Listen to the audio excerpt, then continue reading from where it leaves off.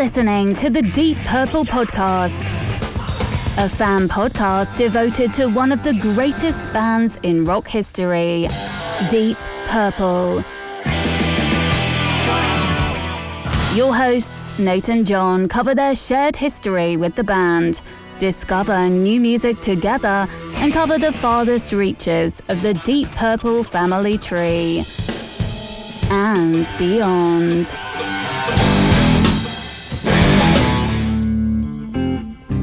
Here's Nate and John now. Welcome to the Deep Purple Podcast, a fan podcast devoted to one of the greatest bands in rock history, Deep Purple. Today's episode is episode number 326, Michael Schenker Group, Assault Attack. And coming to you from the suburbs of Chicago, where I'm exploring the innovations in modern dentistry, I'm your host, Nathan Beaudry. And coming to you from the suburbs of Providence, I'm your co-host, John. Can't feel his feet, Matola. Why can't you feel your feet? I don't Shoes know. too tight? No, I'm not wearing shoes. I never wear shoes in the house. Okay. No, this is just one of these things that, I wake up in the morning and my feet, I can't feel my feet. I think you should see a doctor about this. I did tell my doctor about it. He's like, it's kind of concerning. Let's have a look at that. And? I think it might just be poor circulation. Yeah, I think you should get that checked out. Because I'm fine after I start another walking doctor, because around. your doctor doesn't seem super concerned about it. Oh, yeah, that's weird. Well, moving on. I'm not super concerned about it either. I'm just like, I can't feel my feet. And everybody's just like, no, I can feel them now. It's fine. I think it's, when you're at rest and you wake up and it's just, you got to shake everything off. You got to get going. I had the opposite problem things. on plantar fasciitis, where the first step I took in the morning felt like the worst agony you could possibly imagine, like your bones and your feet being crunched. And then by the time you get to the bathroom, they feel kind of okay. But I generally never wear my shoes in the house, but my plantar fasciitis was really bad. I had to wear my shoes because otherwise just stomping around on the hardwood floors was just killing my feet. Well, that's Oh, thank you for joining us on the Podiatry Podcast. Well, speaking of doctors and medicine, I went to my dentist retired. So I had my first checkup with the new dentist today. And it was like my old dentist was like super old school. Like they'd send you postcards in the mail to make your appointments, and they would, like a person would physically call you on the phone for things, and they have paper records and all that. So the new dentist is all high tech. There's computers in the office. They do a scan of your teeth, and then you see this like 3D thing of your teeth revolving around, and they do all sorts of crazy stuff. So it was cool to see like what maybe dentists should have been doing for the last little bit. But hey, no cavities, so he must have been doing something right. All right. Yeah, no cavities. All right, good for you. Months. And this is the Old Man Medical Podcast. Yes. Good night, everybody. What other maladies do we have that we could go over? Well, if this brings you some joy, well, I'd have some questions for you. But if you receive value from this, you have to remember that our show is 100% listener supported and ad free. So if you receive some value from our show, please consider giving us some value back. You can do so at patreon.com/Deep Purple Podcast. And there's all the different tiers available. Or as you know, if you're a listener, or if this is your first time, there's many, many tiers. Many people have made their own tiers. So yes, please join us in that. Oh, and which reminds me, I think I have a something on here I didn't write down. So I'll have to get to that in a second. But becoming a patron, you get access to our patrons only Discord channel, our rating spreadsheet, invites for live stream episodes, links to submissions for all of our album rankings episodes. The next one being Who Do We Think We Are? Get your rankings in by August, 18th, 19th? 18th. And you get access to our band video episodes via Patreon. And speaking of our patrons, we do have this. I don't have it written down in the show notes, but we do have patron upgrade. That's right. We have a patron upgrade. And let me just pull it up. Why did I not include this here? The one and only one of our all-time favorite 100 patrons, and it is, of course, Hungry Horse. Duncan Leask himself. Smoke on the water. Well, that's not him. That's his daughter. But Duncan writes in and says, where is he? This only has his patron thing. I'm usually not very prepared, but more prepared than this. He says that he edited his podcast patronage to £4. And he says, I just got myself a new job, and the first thing I promised I would do is to upgrade my membership. It's always surprised me that there's never been a £4 tier. Not sure what that is in USDs, but it's a little over $5. So here goes. You can decide on whether that is foundation or core. So thank you. Sad news, though. He says he's about to lose his cat of 16 years. So very sad. Oh, this is the next cat loss we're going to have on the podcast. Next cat. We've had a dog and 2 cats now. It's very, very sad. But unfortunately, pets are not forever. What do they say? That they're just part of our lives, but we're their entire life. Those sappy Facebook posts. Yeah, it's just like you're it's like you're what is it? They're a friend. They're a friend for life, but to you, you're their whole life. It's something like that. To you, you're their friend for their entire life. Yep. Which is, basically saying like, yeah, they don't live a long time. They should just say that. Just get right to hey, pets, they don't live a long time. Moving on. Unless you get like a pet Galapagos turtle. Or that's like the worst thing is like my son was on this kick, and I'm sure I might speak a little silently because he hasn't mentioned it in a while, but he wanted a freaking bird. Those freaking things live forever. The one he wanted, they said, lived 70 years. Oh, get the fuck out of here. Yeah, I was like, dude, I don't even want a dog, which obviously I lost that battle, but I'm not a bird that lives. This bird is going to be chirping up a storm when I'm in the grave. Like, no, thank you.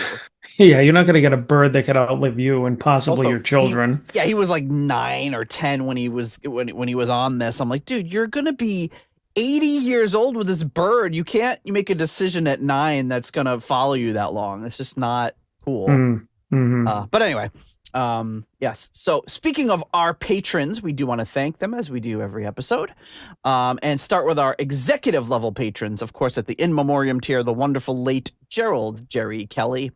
At the $25 Uncommon Man tier, we have Ovis Nakfi and Purple Maniac. At the 20 is Plenty tier, we have Alan. At the 10-pound Good Doctor tier, we have Dr. Mike Catan. At the Turn It Up to $11 tier, the one, the only, the first, the foundation of the patronage, Clay Wambacher, our first ever patron. I was going through some old show notes, and I saw it was like episode 10 or something. It was the announcement. The big announcement was Clay Wambacher becoming the first patron. So thanks, Clay. Then we also have, what the heck is this? Cloud recordings. Oh, just accidentally opened my cloud recordings. So thank you, Clay. We also have Frank Teelgard Mortensen, Mikkel Steen, Will Porter, PhDPP, and Michael, don't call him Bradford Backford. At the $10 Someone Came tier, Ryan M., Jeff Bryce, Victor Campos, Better Call Saul Evans.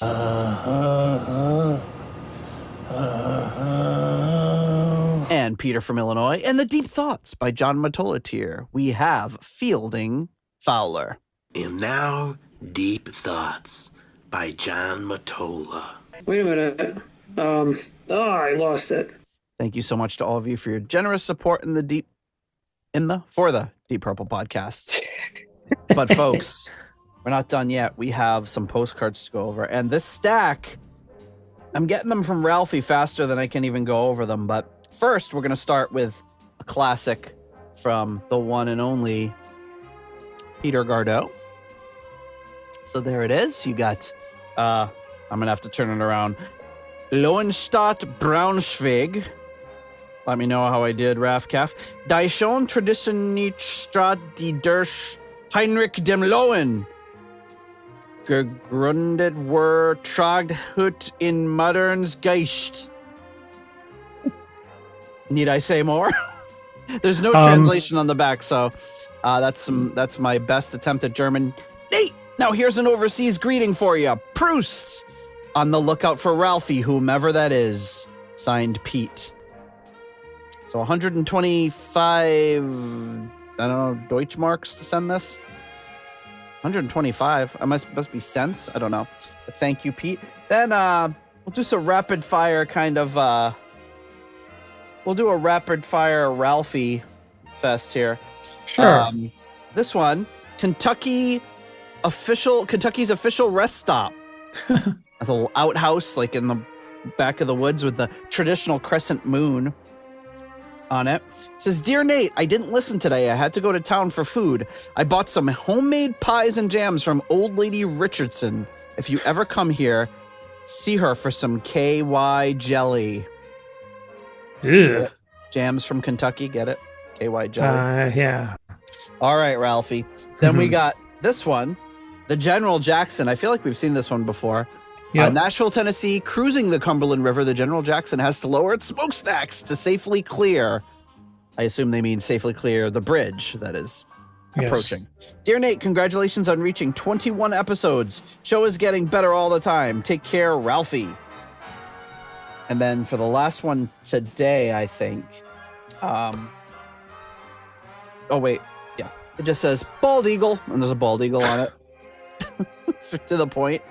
Kentucky Wildlife, bald eagle. Photo by Gary Walter. Dear Nate, I forgot what episode I was on. Do you remember? I think it was number 18. I don't remember because these come completely random order, so I try to put them into order when I get them. He says, I think it was 18. I tried number 22 and was sorry I did. Warhorse was bad. Are there more Warhorse? Ouch. Ralphie. Ralphie not liking the Warhorse. Unprecedented. Oh, good for Ralphie. He knows. And I do have one parcel here. It says top on the top part. So I'm going to open this up. Get the good sound effects here. Of course, the comics are in the top here. We've got a letter. It says, Nate, now here is a bunch of crap for you. Of course. I'm going to have more stuff here in the studio than he has in his attic. Enclosed is a candle. Uncle John can't be the only one that can enjoy the fragrance.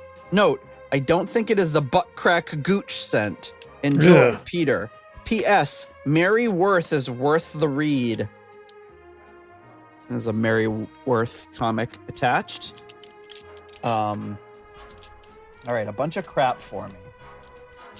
Here is a text message. It says, here is a text message for you.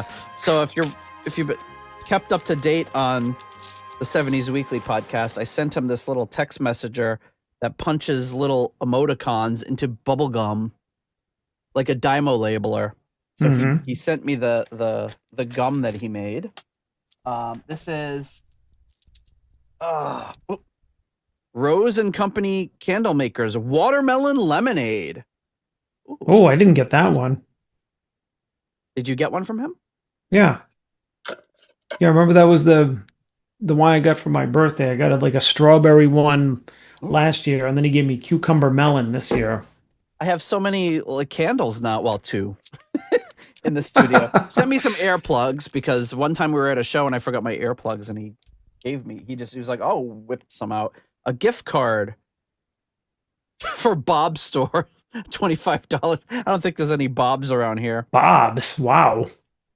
Are there any still around? Forgot about those places. There's more. Oh, shoot. Stuff. There used to be the one across the street from Sam's in Rock City. You remember that? Yes. Yep. Let's go to Bob's and get some Reebok basketball shorts. It says The Vault Performing Arts Center, New Bedford, Massachusetts. A little keychain bottle opener. Mm-hmm. There's a ticket stub. Glenn Hughes with Enough's Enough and Bad Marriage. That's cool because I don't have a ticket stub from that one. So I'm the mezzanine. And then 20% off coupon for Bed Bath & Beyond. Yikes. Expires July 18th, 2021. My God, those coupons are like obnoxious. Like, I know, it's so big. You'd be like, I'd like to redeem my coupon, please. It's like the size of a comforter. You know what? You don't even need them. I remember going there and they'd be like, "Oh, do you have a coupon?" It's like, "No, I forgot it." They're like, "Yeah, we'll put it in for you." Yeah, or they just put it in. You didn't. Do you have a coupon? No, I don't even know about it. Okay, I'll put it in. Boop. Like they don't care.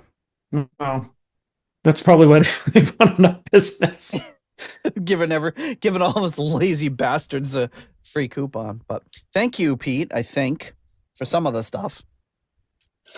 But oh yeah, maybe you know what? I'm gonna light this. Oh wait, I don't think I have the lighter down here anymore. That's gonna. Yeah, the candles are very pleasant. They have a nice strong scent to them. Yeah, well, I've ran my banana scented candle during an episode, so now I'm gonna go with watermelon lemonade, which is very. I don't know where to put it so that it can be seen. I don't think it can be seen anywhere. I'll just have it here. No. I'll know that it's here. The mood will strike me.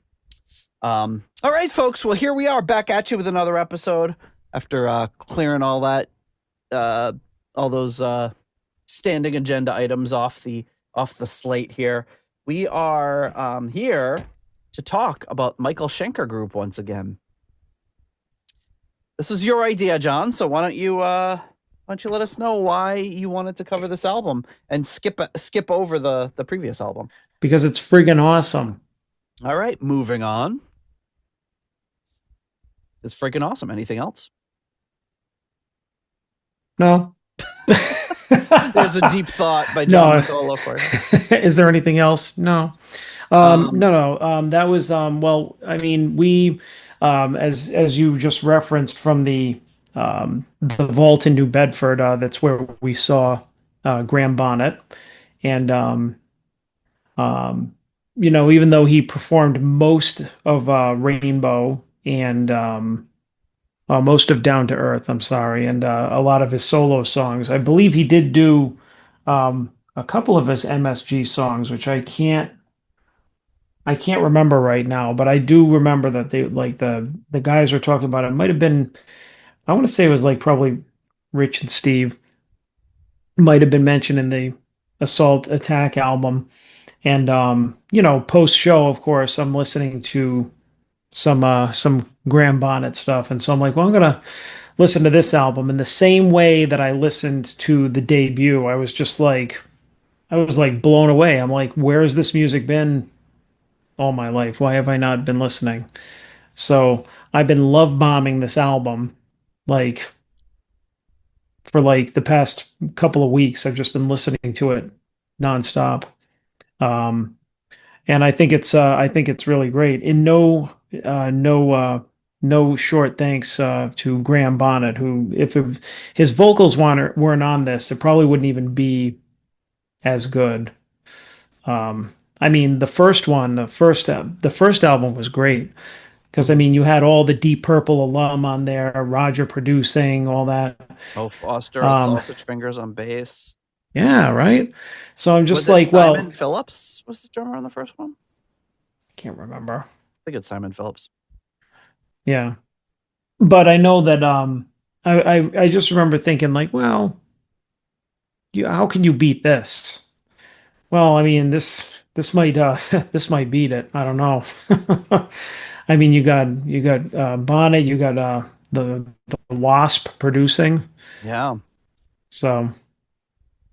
Well, and of course, Schenker himself. So, yeah, good stuff. And I'm not a huge Michael Schenker fan. You know what I mean? Like I would like try to get into like UFO and all this other stuff, and I think it's just selected albums that have like a certain lineup or was a certain point in time that are like really good. I'm sure that I'll find others, but I mean, consistently he's not an artist that I've listened to, but so far the two things that have had Deep Purple connections to it have blown me away. Yeah, and I think the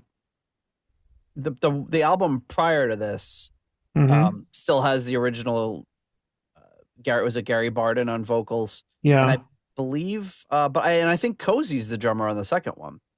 Yeah, I think so, yeah. But this one we kind of skip over that. We'll get to that in a second. But yeah, I've heard this album once or twice, but it's been a long time and it was like not a focused listen, just kind of on in the background. So for all intents and purposes, this will be a first like really focused listen. So the kind of background of this album is that they did this Japanese tour. They recorded One Night at the Budokan with Cozy Powell and Peter Mensch. The band's manager said that they wanted a better singer for the band. And then they suggested David Coverdale, which I don't know how that would have worked because they would have had to wrestle him away from his own band. But Schenker had different ideas. He knew that he wanted Graham Bonnet. So there were a few other disagreements that kind of headed up this album, and that's the reason that they parted ways with Mensch as a manager. And then February of 1982, Bonnet joins the band. Powell and the keyboardist Paul Raymond left the band after this and were replaced for the album. And then after being together for about 4 months, they went to France to record this album at the Chateau d'Hérouville, or d'Hérouville, also referred to as the Honky Chateau. So you can think of at least one album that was made there, which is Elton John's A Honky Chateau. He also recorded Don't Shoot Me, I'm Only the Piano Player, and Goodbye Yellow Brick Road there. And then Rainbow recorded Long Live Rock and Roll there as well before this. The studio closed in 1985, but reopened in 2020. Martin Birch did this session immediately after completing Number of the Beast with Iron Maiden. So ran right over to this session. Oh, okay. So Martin was on a hot streak here. Great. So I gotta say, I don't remember. I wish I could say that seeing Graham Bonnet live made me want to see this by hearing the songs. I think just being, interested in going back and listening to his catalog. But I guess a couple of things that I didn't realize they played. I just looked it up really quick because they played from this album, Desert Song and Assault Attack, which was before the encore, which I wish that I would have remembered that a little bit better because, well, we'll save that for the review portion. But a little teaser there for you. Yeah, good choice though for a closer. So on bass, we have Chris Glenn, who was in the sensational Alex Harvey band. He also toured with Ian Gillan on the Naked Thunder tour, and he worked with MSG for quite a bit, did some reunion stuff. And he also played with Paul Rose, who's a really great kind of bluesy player that I haven't really heard a lot of his music recorded stuff, but I've seen a lot of he's posted a lot of really great videos on YouTube, and he's just he's one of those fun guys to follow on YouTube if you're into really great guitar playing. On drums, we have Ted McKenna. He was in the group Tear Gas, which was also with Chris Glenn, the bass player. He was also in the sensational Alex Harvey band, and he was Rory Gallagher's drummer from 1978 to 1981. Played with Greg Lake and sadly passed away in 2019. Then on guitar, Michael Schenker, and vocals, the one and only Graham Bonnet. So on keyboards, we have Tommy Iyer. We've seen him pop up and again, really great session guy. Played with a ton of people. He's been on a bunch of albums we've talked about before. And then on the technical end, the Wasp. Well, he doesn't credit it as the Wasp on this one, I don't think, but just Martin Birch. Yep. The engineer was Benedict Tobias Fenner. This guy's resume is insane. He worked with Elvis Costello, In Excess, The Kinks, White Snake, Depeche Mode, bunch of different folks. He also worked with a bunch of different producers, including Martin Birch. He worked with him on a few things. Eddie Kramer, Brian Eno. So really amazing engineer. Another engineer is Patrick Druget. And then the other thing, I guess, is for us to talk about at the on the album title. So I'll skip that. So the album art, John, let's kick into it. Tell me what you think of the album art from Michael Schenker Group, or the Michael Schenker Group, or whatever you want, whatever they're. It's one of those like Richie Blackmore's Rainbow things where there's no consistency in what they call it. They call it MSG. They call it Michael Schenker Group, the Michael Schenker Group. What do you think of the cover of Assault Attack? Michael Schenker Group, the Michael Schenker Group, Michael Schenker's group. Schenker's the Michael Schenker Group. Schenker's group. This is this cover is something else. No, really, it's very cool. It's very heavy. It's this like surreal image of it's got to be Michael Schenker, right? Who looks like he's caught like mid-explosion, like off center, like just raising his guitar up in the air. And I mean, you have the background, you have like that stark blue and the red and the the hot colors just kind of clashing together.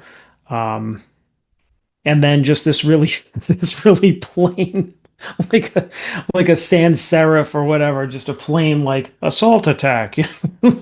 like you'd expect it to have like this super radical 80s font. Assault Attack! Yeah.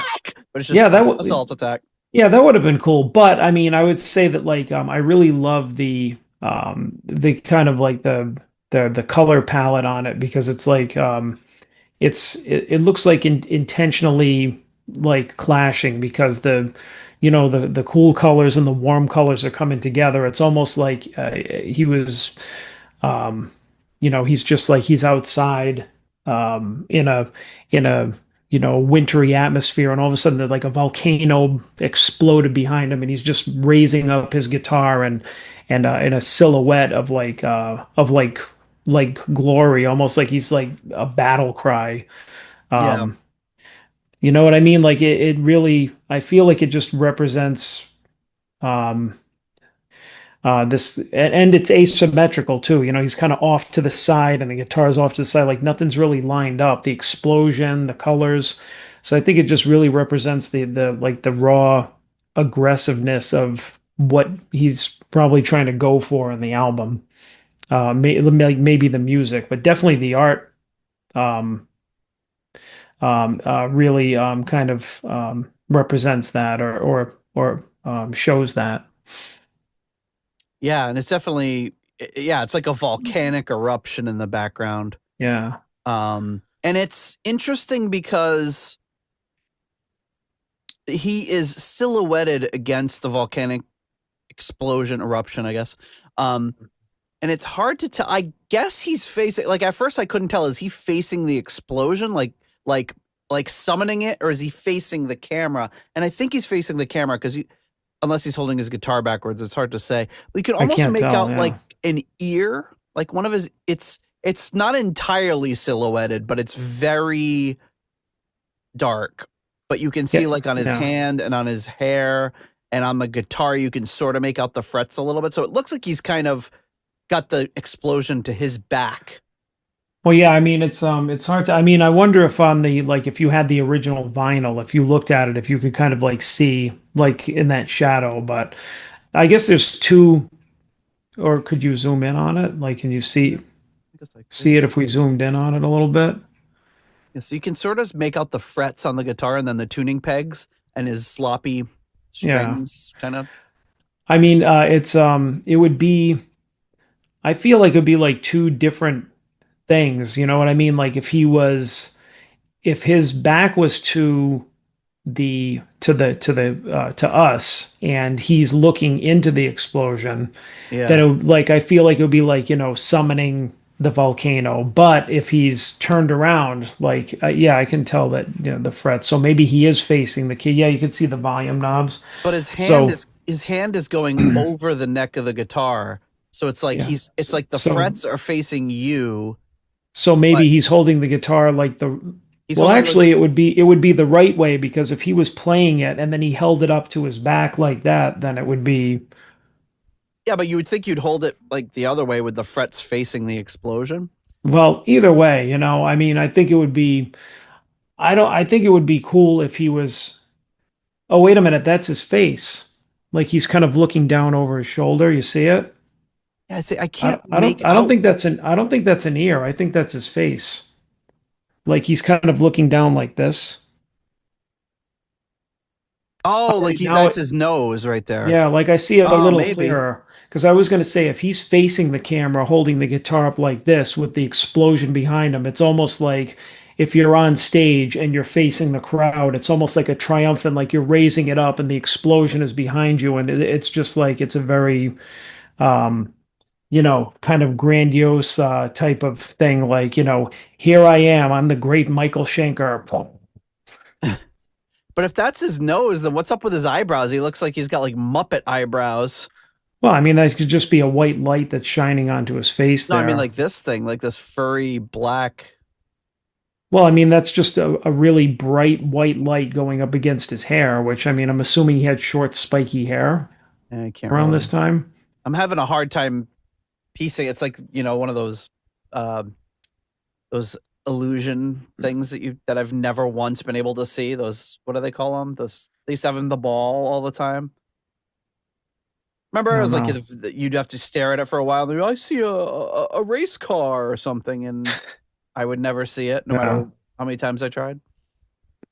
Well, either way, it's not a slick or polished album cover. It's a very it feels like a more like a punk album Yeah, cover or something, or like a really like a heavy rock album cover, which I think is really, I like it. And I mean, I made it well known that I like, I mean, I love red, and yellow. I love those warm colors. So I think these two colors, like juxtaposing, and then the silhouette and everything, it just creates a really powerful image, and it's very cool, and it makes you think like, okay, the music in this album is going to be some heavy shit. well, yeah, this is promising to deliver some really hardcore. I don't mean hardcore that way, but like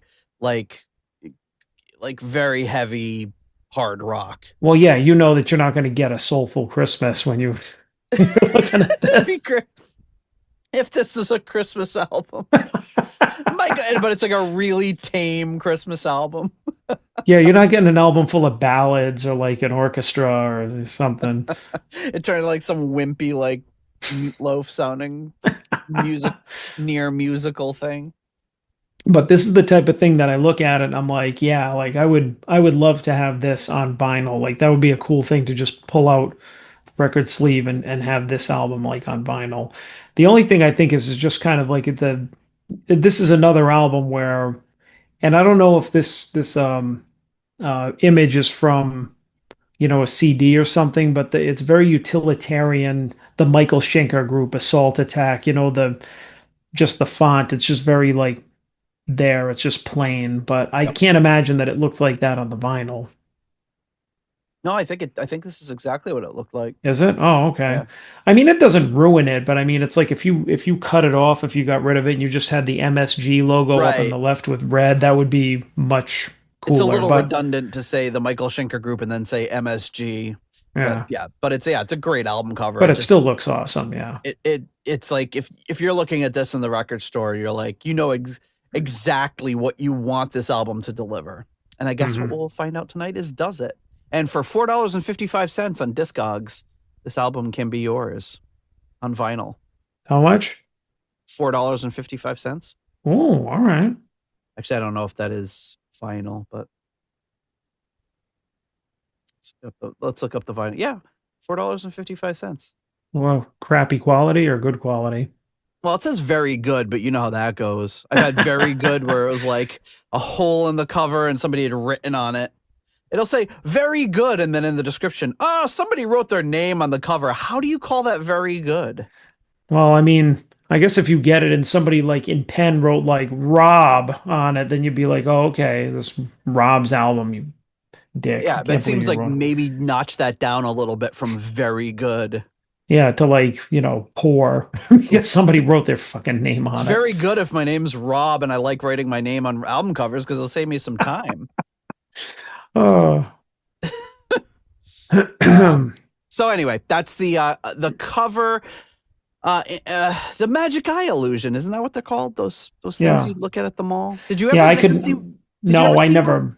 No, I tried, and then I'm like, this is horse shit. I could never see anything. Jen can see them, and I'm like, I'm convinced it's a practical joke played by like everyone on Earth. Is this like, hey, let's tell a few people that we'll leave out of this, and we'll just tell them, oh yeah, we all see it. So interestingly, in the liner notes for this and in Discogs and everything, they credit Jack McGill as coming up with the title Assault Attack. But there's no, I searched high and low, cannot find out who this character is. Might just be a friend of the group, I don't know. But it's just funny that it's like, hey, you should call the album Assault Attack. Oh, great idea, Jack. Jack does it again. But they actually credited him in the album with coming up with that. It's a great album title. Yeah. Yeah, I mean, it really it kind of goes along with like the kind of the disharmony that you see like on the album cover. It's just like it feels like the whole thing feels like an assault on the senses, You're just like, hey, like he's ready to assault you with that freaking guitar. Or he's gonna assault the volcano, we don't know. Mm-hmm. Oh, I think I see what you're saying. Is that like his eye right there and like Yes, there you go. Yes. Oh, I didn't notice it until you zoomed in. See, I was thinking profile, like chin, nose, extremely hairy, Muppet style eyebrow. No. That's why. Oh, okay. Okay, I see it. It just like clicked with me. Maybe I can see the magic eye illusions. There we should go. Make a Michael Schenker themed magic eye. But the photography on this was done by the one and only Finn Costello. We've excellent.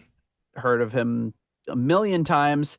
And then additionally, British photographer Brian Aris, who did a lot of he's got like 350 something credits.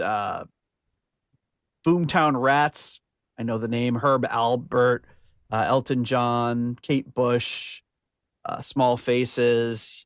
Just go down the list. He's photographed them. So yeah, that's the album cover, and that brings us to the last item of business before we jump into the tracks. And that where's the rest of the album? There's no other pictures or anything? Oh yeah. There are other pictures. Well, that's the label for the album. Kind of boring. The back cover. So you've got these. There we go. 4 badasses standing against like an old stone wall, and then like a river of lava. Nice. There we go. Presumably coming from that assault attack. Yeah, that looks. That's a hit. There is something. Produced and engineered by Martin the something Birch. The MNA? NRA? The NRA. I'm sure that you could find that somewhere. Martin the something. I'll get on that, but yeah, so there's like this lava flow, and then it's credits Graham Bonnet, Chris Glenn, Michael Schenker, and Ted McKenna. Badass looking. Yeah, looking pretty formidable. Mm. Bonnet, though, still with the short hair. Not giving it up. But a cool leather jacket. Yep. And then, is that it? Oh, there's this ad from Kerrang! New album, Assault Attack, includes the chart single Dancer. And it shows that silhouette of him holding up his guitar with the strings going crazy. And then it says what his tour dates are going to be. Very cool. Yep. All right. So thank you for letting me know that I fucked up. Yes. Thank you for putting it so delicately. All right. So at our next level of patrons, at the core level, at the $6.99 new nice price tier, we have Spike's Ghost and Sugar Tea. At the episode $6.66 tier, we have Steve Coldwell. Arthur Smith. Getting support from the patron Arthur Smith. Anton Glaving. Pain in the glaving. And Charles Meadows. At the $6.65 almost evil tier, we have Kenny Wymore and Richie Sucksmith. At the 70 Norwegian kroner tier, we have Kai Runa. Yes, I'm Norwegian. Olsen.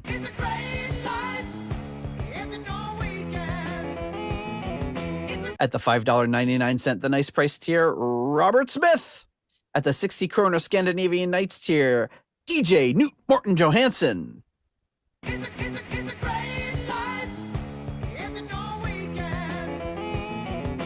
At the €5.50 tier, Merlin Rota.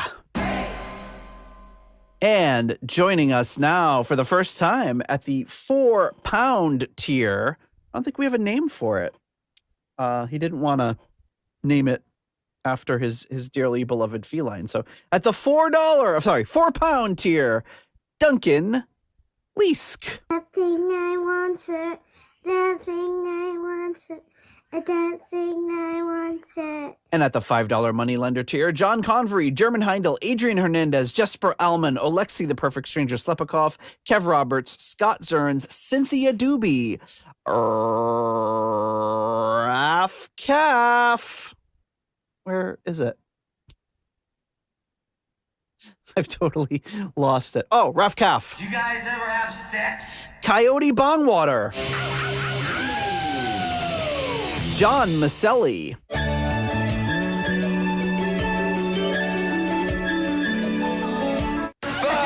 6, 7, 8. Blood was made to circulate. You're doing good, man. You're doing good.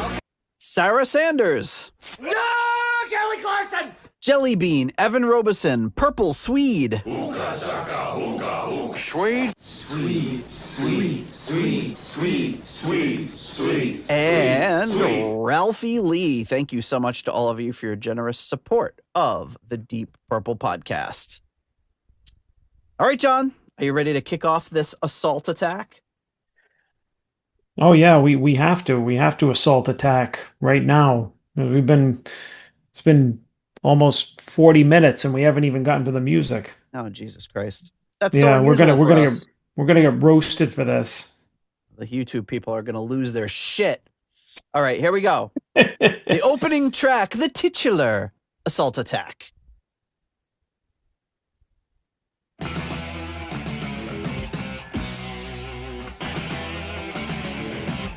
I'd say so far, impossible to be disappointed.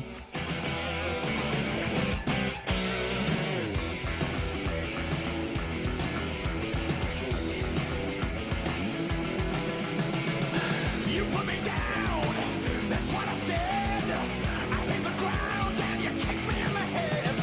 That's a strange thing for you to do. I'm never getting out to get away from you. I don't need this. You don't want that. I wonder when you're gonna get up on my back. You better keep me just while you may. You better stick around or get out of the way. Why don't you So good. And like Bonnet's doing some stuff with the vocals that like nobody would do, like when he goes, "Doo-doo-doo." Oh, it's yeah. like nobody else would do that.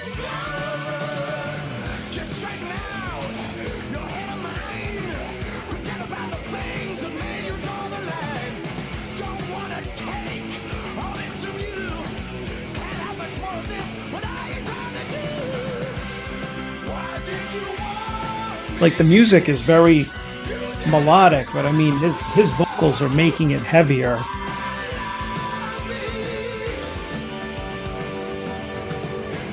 Like I think if you had still had like somebody like Gary Barden on this, it wouldn't have been as heavy. Yeah, I'm trying to remember his voice a little better, Gary Barden's. I mean, it was good, but it didn't have as much grit as it was really good, yeah. Just different. I mean, he's got a very powerful voice, which works great with this music.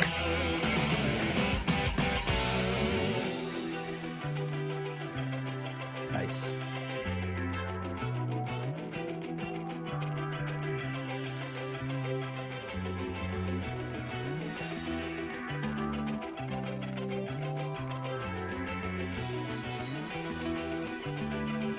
So this is a theme that I noticed through a lot of the songs too, is that there are a lot of dynamics in them. He doesn't just go for like the straight ahead rock thing through the song. He'll do a lot of slower passages like this in the middle. So very melodic.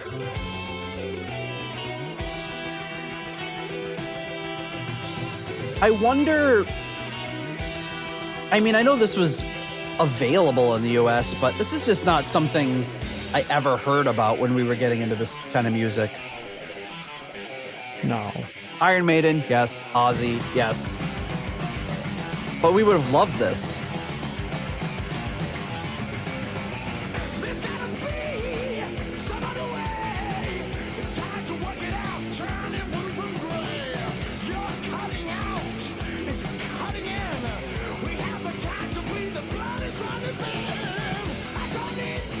Oh, listen to that bell. The ride cymbal? Yep.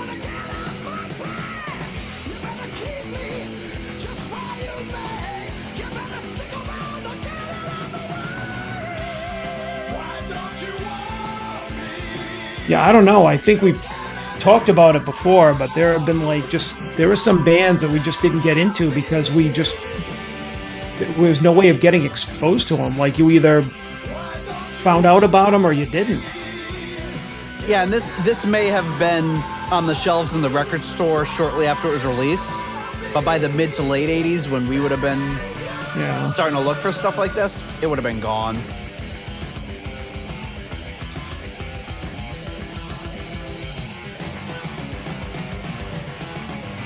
Listen how in sync they are. Wow. Oof, awesome. That was an assault attack. That was, I mean, it's a great name for a song. Oh, hell yeah. Great opening track. That sounds like that. I mean. Mm-hmm. All right, John. What do you think of, what are you going to rank Assault Attack by the Michael Schenker Group? 5. Oh, hey-oh. 5, right out of the gate. I mean, what a barn burner. I mean, what a way to open the album. Holy shit. Hallelujah. Holy shit. Where's the Tylenol? Yeah. Exactly. I mean, this song is like so good. I mean, it's like so much dynamics and just a melodic sensibility in it, and it's like it's heavy without being overkill. I mean, it's you get to hear all the instruments. I mean, at the very beginning, you hear the bass go like way up high when he just when they're going into the verse and he goes, everything like that. You hear that ride cymbal at the end, creating tension in the last verse. Schenker is doing all this stuff, and his tone isn't like his sound is like not like this really heavy, crunchy guitar. Like, he's not doing this guitar shredder stuff. He's not like hitting a chord and doing all this heavy stuff. It's definitely like a early 80s sound, but it's like it's good because it's melodic. Mm-hmm. I mean, even that he does this great like simple riff, and then there's that breakdown in the middle where they bring it down. It's kind of quiet, but it's this really a great melody that's not like shredder or like anything at all. It's very simple, and I mean, you recognize it. We probably played it a million times. The da-na-na, da-na-na, da-da-da-da, that type of thing. Yep. And then going out of it just goes into this complete assault attack of just this riff. He's just kind of doing that, one or two string, thing. He's not like chugging on a riff or anything or a power chord. He's just creating this great, tension in the music. And then you got Graham Bonnet, who's just just killing it on this. He's doing stuff on the on vocals where it's like I said, any other vocalist, like yeah, like Gary Barden was good, but I don't know that he would have been able to do this. Mm. And he made some vocal choices that only Graham Bonnet could make, and I just think that really kind of like his really like kind of gravelly, like brassy vocal tone, that really like, singing from the chest, that kind of throaty, like, heavy tone. I mean, he's like, just really adds to the music. Just really unique. I mean, nobody else sings like him. So I mean, it's like I think he's even heavier than he was on Down to Earth on this. Yeah. Yeah, quite possible. Mm. Yeah, I mean, I don't know, man. I gotta give it a 5 too. I don't know. I can't see where I'd knock points off. It's just and it's one of those ones I feel like just gets better as you listen to it. And I think there's certain albums start off with an assault attack like this. And when they do, it's just like it just gets you so pumped, like you're just ready for. Sometimes they take it down after the first song, or they keep it going at this level for a few songs. But yeah, this is just awesome. Yeah. So, all right, next track up is the second song, "Rock You to the Ground."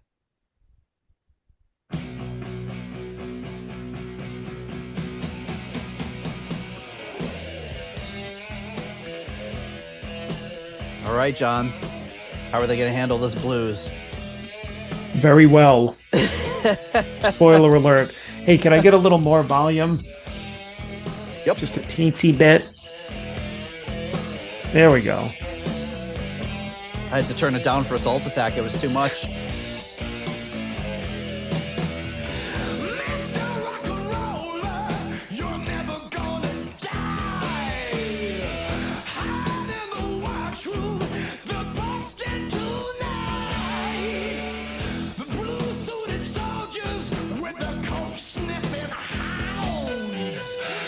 Say coke sniffing hounds? Yeah.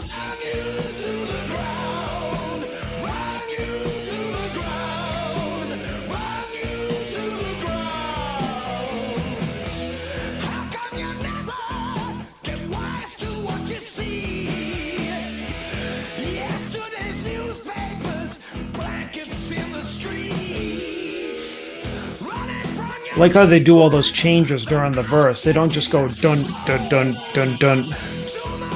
Keeps throwing in like little flourishes. I love that.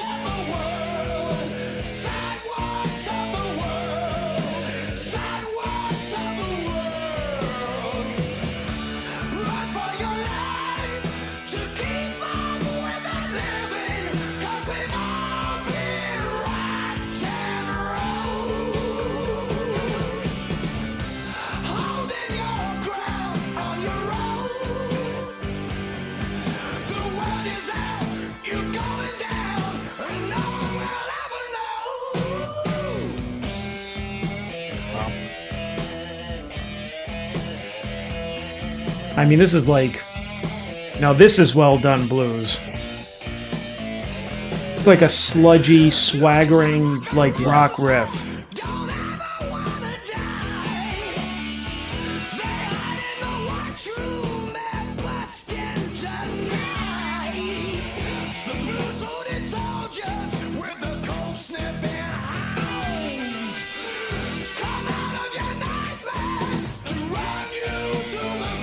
Cannot figure out what Wasp's nickname is on this. It's gonna drive me crazy. It looks like it says the NWA. That can't be it. Nah, it doesn't seem likely.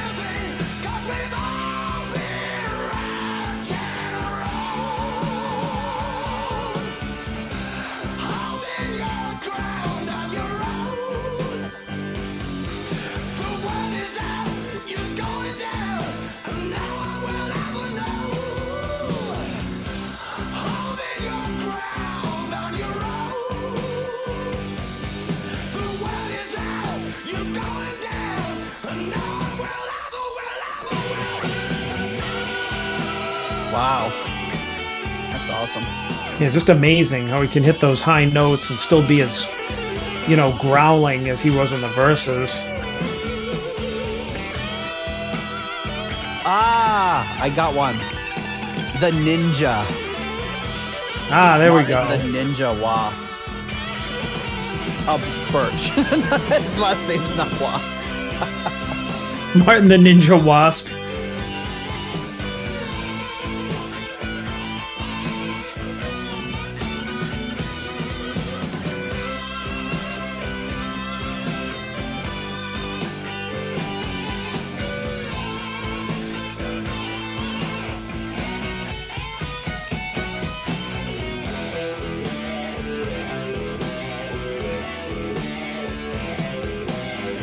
Sounds like he's throwing a little wah in there. Yeah. I like the layered guitars he was doing earlier, too. Yeah.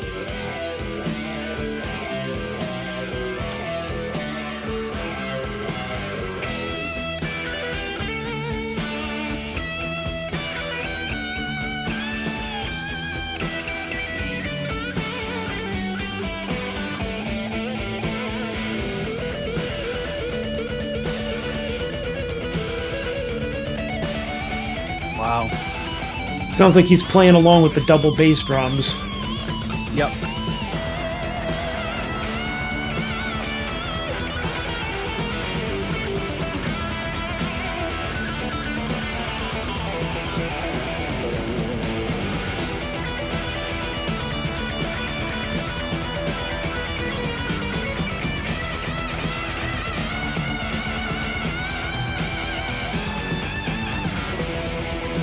This part here reminds me of the end of Mistreated. Yeah, I was. You beat me to it by about a half a second.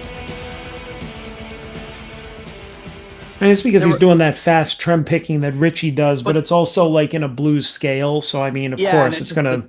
The chord progression reminds me of that, like, ooh, at the end of the song. Mm-hmm. But there were a few parts of it that really reminded me of Mistreated.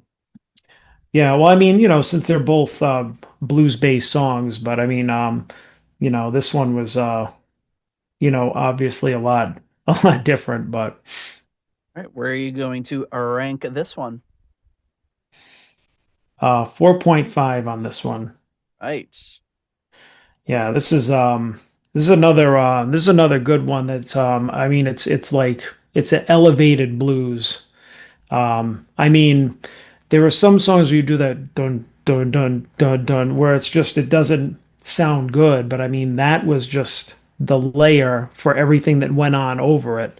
You know what I mean? Like the rhythm section was kind of simple, but I mean especially like the verses. I mean Schenker was throwing in a lot of fills, and Graham Bonnet was also doing a lot of very dynamic singing. He wasn't just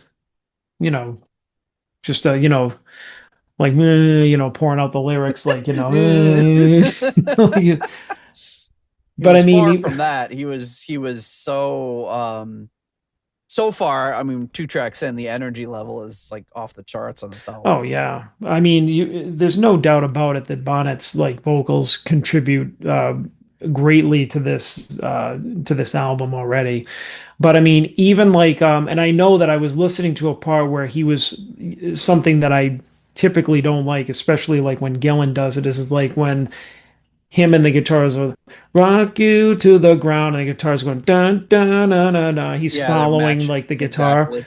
But he does something like at the end of that I thought was really different. Or he like again made another vocal choice that kind of contradicted what I thought I was going to hear, because he goes. When he went rock you to the ground and he went down like that, I thought he was going to go ground. I thought he was going to go up. like a trombone. Exactly. But well, when I sing it, I sound like a dummy. I mean, it's like when Bonnet does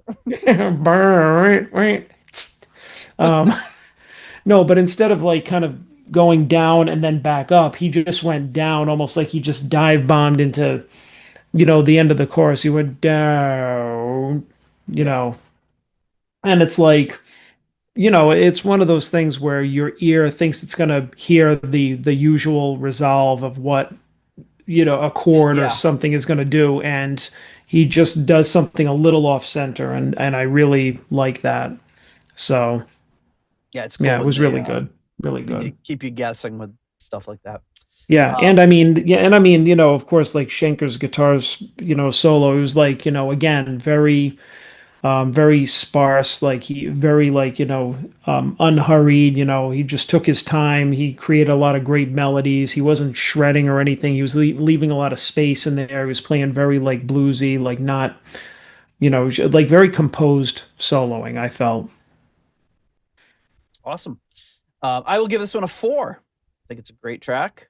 Really nice follow up to the, I get a little worried when I hear dun dun dun dun, but quickly my fears were allayed by the playing in the song. So really great track.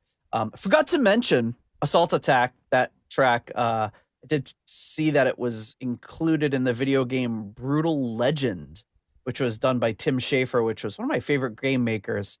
He also did a game Full Throttle, which me and Paul played. It came out in like 95. It's like a heavy metal biker dude.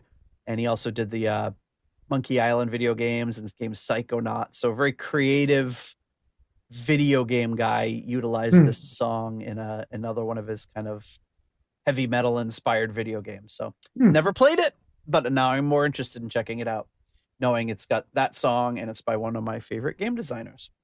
The next track is written by Schenker and Bonnet. This is Dancer. This was the only single from the album. It was released with the B-side Girl from Uptown, which is a bonus track on the CD release of this album, but not included on this. So here it is, Dancer.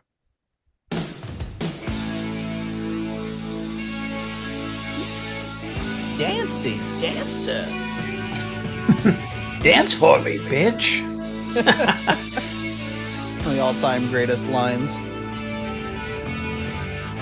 She works at it hard and keeps herself to herself.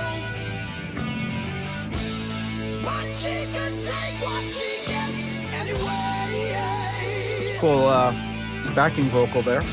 She talks of the things and the places she wants to go. Sounds very like grandiose and optimistic. Yes. Triumphant even.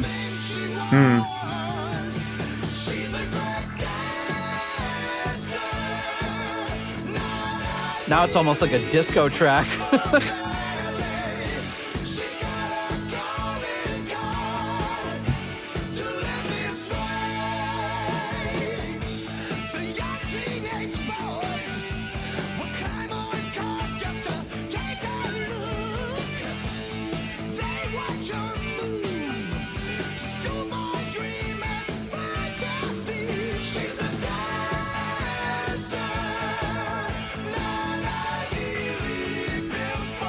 Yeah, I think these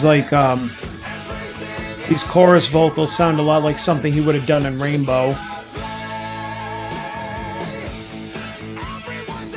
Because like around that time too, like Richie was trying to get a little more commercial, so this has a little bit more of a commercial edge to it. Yeah, I think Richie would have liked that chorus. And I like the chords that Schenker's playing during the verses. Yep.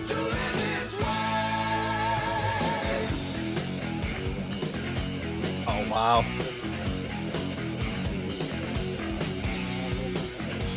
See, and just another cool breakdown.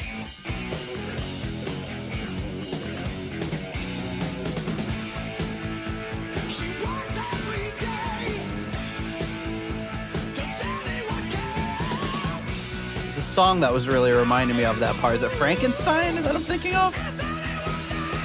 Yeah, maybe. No, it was Carry On My Wayward Son. Ah, there we go.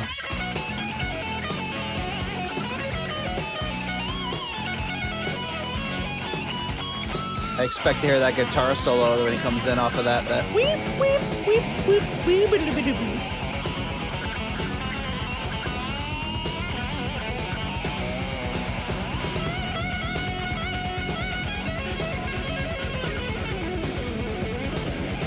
I'm assuming the drummer's using a double bass at this point.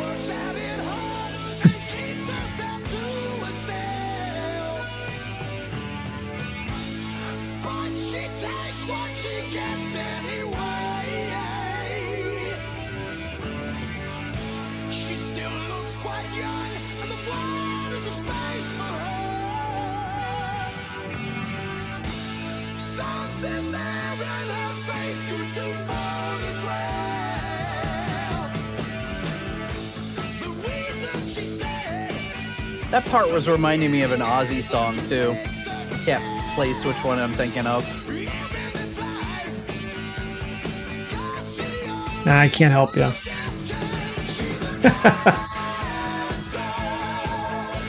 Sure, we'll think of it later. Yep, we always do.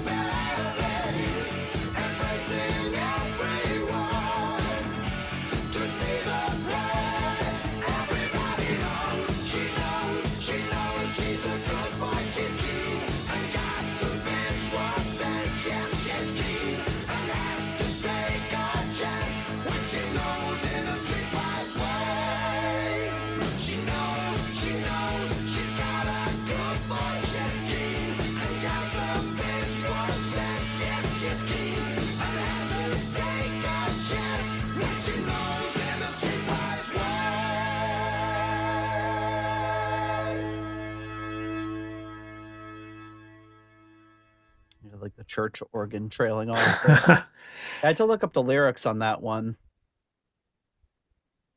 But yeah, she's a great dancer, not ideally built for ballet. When you read it, it's sounds kind of silly. She's got her calling card to live this way. Yeah, it's everybody knows she knows she's got a good voice. She's keen and got some visual sense. So just very matter of fact about listing her qualities. Yeah, I mean, it definitely, sounds like it was trying to be a little poppier. Yeah. I just like I like it's this. She's a dancer. You'd expect this song to take much more of a like a sexual turn. Or there to be a lot more innuendo, but it's really like, she's really good with numbers and she makes a really good pie. They're just like, they're not like, you keep thinking they're going to go into this like different path with it. But it's just like, she's not ideally built for ballet, but hey, don't let that take anything away from her. She's still a great dancer. She's good with numbers. She's very good with great sense of direction. Dresses very sensibly. What else could we say about this woman? I don't know, but she was a great dancer. John's not buying what I'm selling here. All right, dancer. No, I mean, John. I get it, but I mean, I'm not a lyrics guy, so I don't really. I know. I just think it's in 1982 for a hard rock / proto metal band to write a song about a dancer and not really objectify her in any way. It's so unusual. Yeah. Well, I mean, this is an unusual band of people. It's like they do say the boys would climb on cars just to take a look at her dancing. Yeah. I mean, really, you'd think dancer, you'd think she'd be a stripper, but based on this, I don't know. I think she just dances really well. I don't know what kind of dancing she does. I know it's not ballet, or maybe she does do ballet. He's just saying she's not ideal for ballet, but she still makes it work. Yeah. That's another thing we respect about her. So, John, what do you respect about this song? What's your I like it. I'll give it a 4. All right. See, now you talk the lyrics to death, so now I'm like 3.5. You threw me off. No, I think it's like a good departure already. Like we had a couple of kind of really, heavier songs, and now this one's like a little more upbeat, danceable, no pun intended. Not ballet. not that. Yeah, like major key sounding. I like it. And I mean, and Graham Bonnet's voice works well with it too because he does like the chorus with With himself. his vocals doubled, tripled, whatever. It sounds very classic, poppy. I mean, we know he's good at that. So yeah, this was I think a good like entry to the album. It was like a little more, upbeat and poppy, but not too much. Mm-hmm. Where you just be like, oh, this sticks out. Yeah. And it sounded like it could, like, I think if the instrumentation was done differently on it, or if this was like, I could see this being like one of the sappier Styx sort of songs. Like it was just done with like a really like tinkling piano instead of the really, but it's, even though it's it's not quite a power ballad, but it's like he's keeping that same really crunchy guitar tone, but doing something a little bit more low key. So it could be really cheesy with the wrong instrumentation, but it still manages to keep it really exciting. And then that instrumental breakdown part is super cool, where it kind of goes into like that, almost that Kansas sort of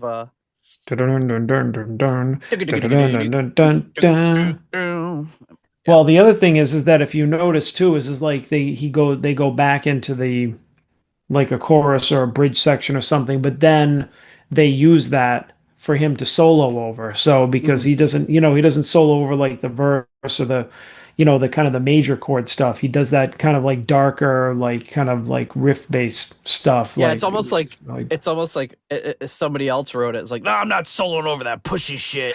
It's like, you wrote it, Michael. Oh yeah, well, still, we got to do something heavier for me to solo. But it was a nice little change in there that if you notice it, it's very cool. Yep. Yeah, totally. I will give this one a 4 as well. I really liked it. Yeah. All right. So we're going from a dancer to the next profession, which is the samurai. So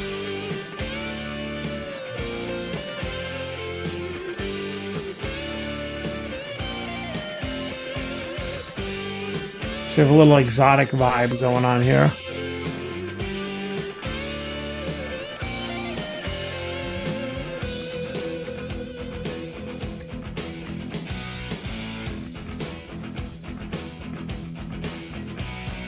That galloping is very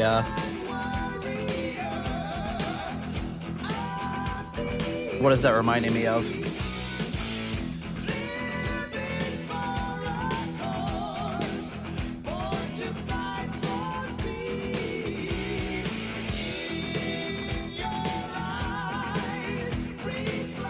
Oh, it's reminding me of Barracuda, I think. Ah, there you go. But I like this verse. It's very exotic sounding.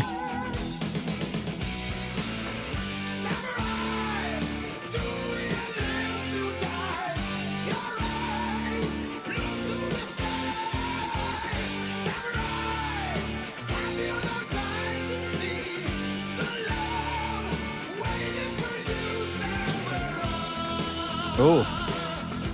That was like that was a really rainbow right there. Mm-hmm.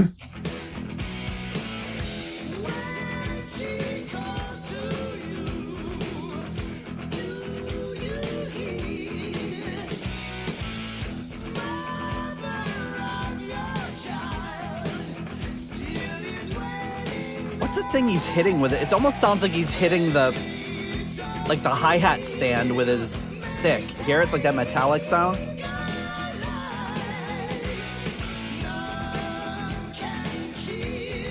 You hear it? Yeah, I can't tell though.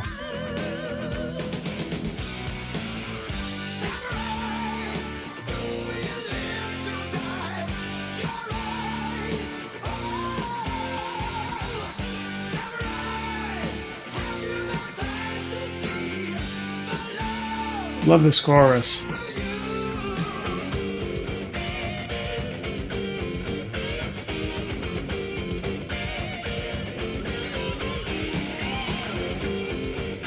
Yeah, these MSG little breakdown parts are awesome. Yeah.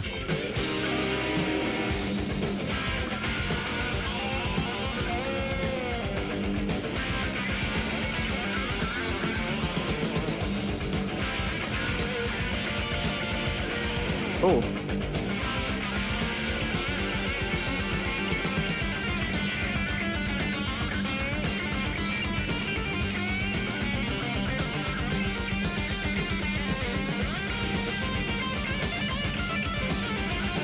That bass drum, man. Yeah, good stuff.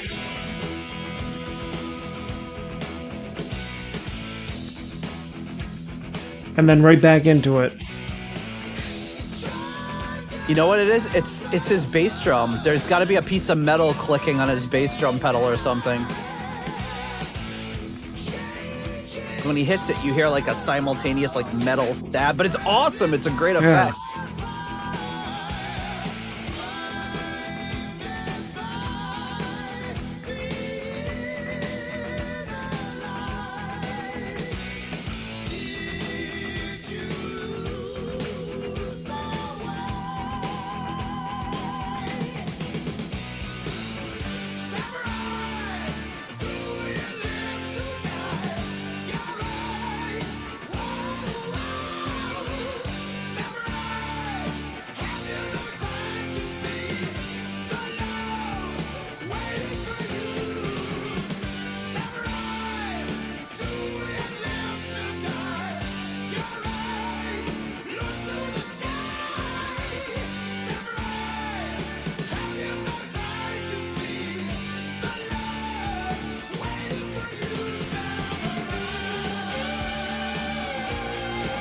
Nice.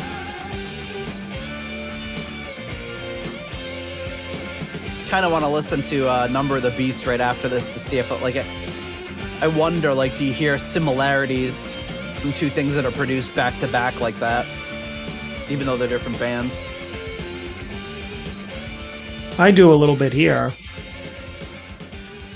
Yeah, I mean, some of those melodic guitar parts will always remind you of Maiden. I mean, also, I mean, it's Birch's production here is like, it's very, it's polished, but without losing its edge. It's still like it's that great combo of like being polished but still being raw. Yeah, he's the perfect producer for that. Like, clarity in the production, sounds great separation of the instruments. You can some albums you could just be like, okay, I'm gonna listen to the bass now. And like, well, I guess no, I'm not, because I can't hear it at all.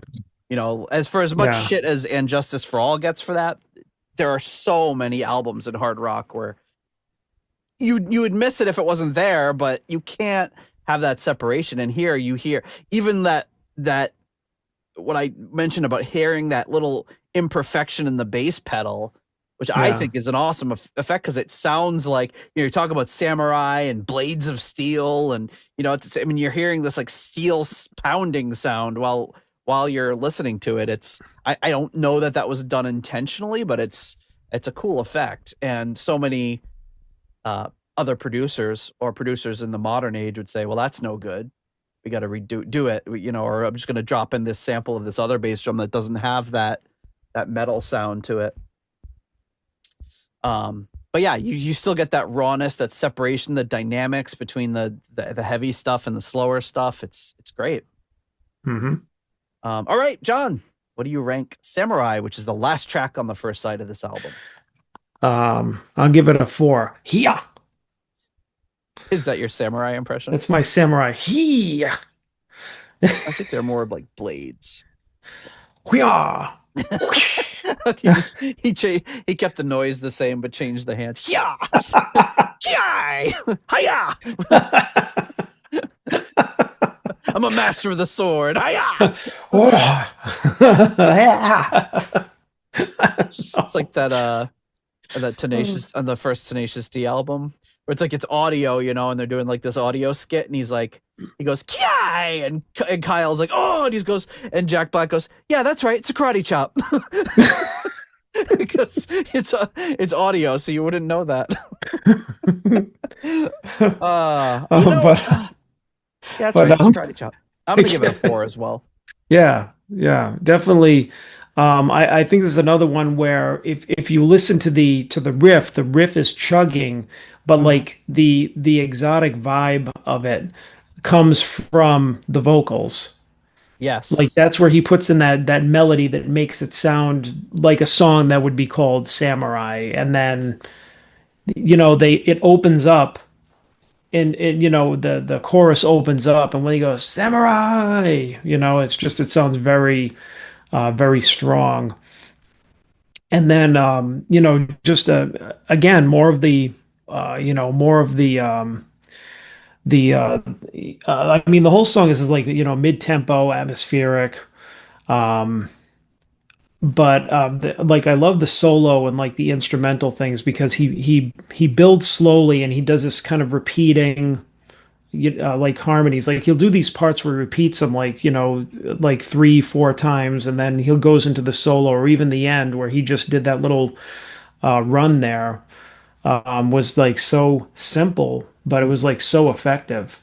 And that's what I love about the great guitar players can do that. They can show off just by being like, yeah, I'll just whip out this perfect melody, or this melody line for this song and just like repeat it like over several bars and then fade out. And it's like you remember it. It's awesome because what do you remember about this song? This is just that it has that kind of, that dynamic build to it. And then like at the end, da da da da da da da, which I mean, it's memorable. It's great. Yeah. Yeah. Awesome. Okay. So we flip the track over and then we get the song that you apparently heard live, Desert Song.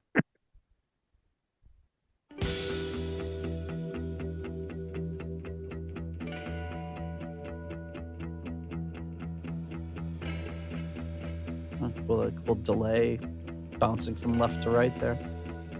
Yeah.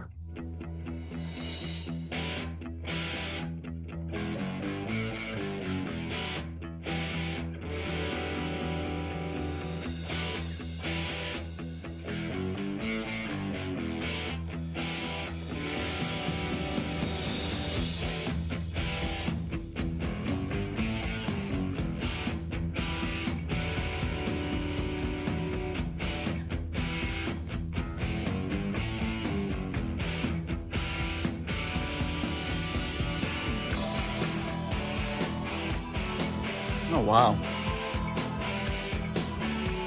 Some sort of cool synth effect in the background there. It's nice. It really fills in the song well.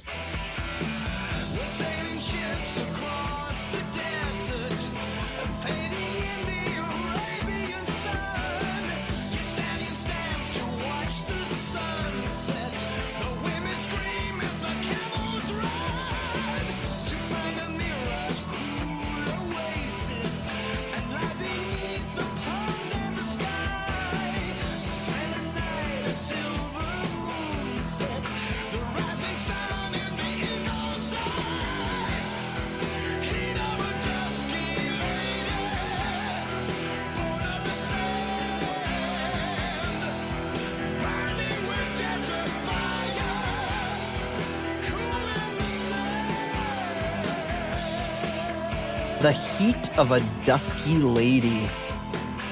Ooh. Interesting lyric. Hear a great bass on this too.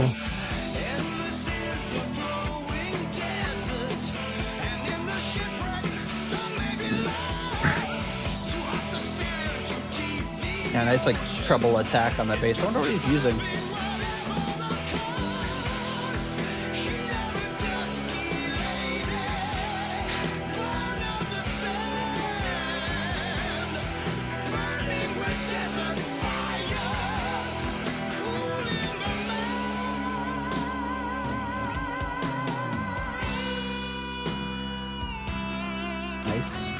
When I first read the title of the song, I was reading quickly through it. I thought it was called Dessert Song. Ooh, I'm up for that. It just didn't seem like it fit with the theme of the album. Ooh, she's my cheesecake lady. Born of eclairs.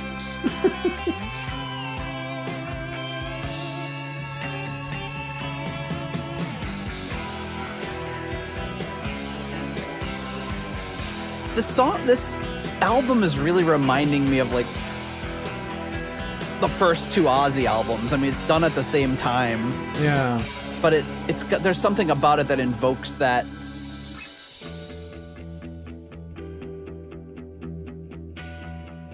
It just in like little flashes though, not like the whole thing. No, I know what you mean. I got that like a little bit.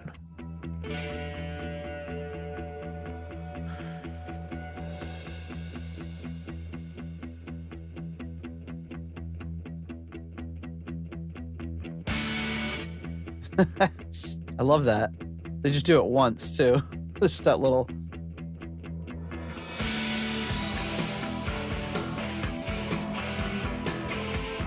Isn't that bass just like slapping along in the background?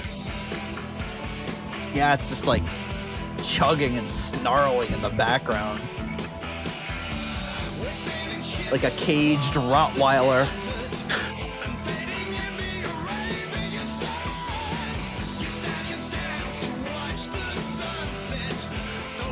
I mean, I love the riff too. You know, this is another like very, yeah, it's just a very moody type of song. You know, it's got a lot of mood to it. Yeah. You know, very similar to like Samurai. You know, it has that kind of like exotic flavor to it a little bit.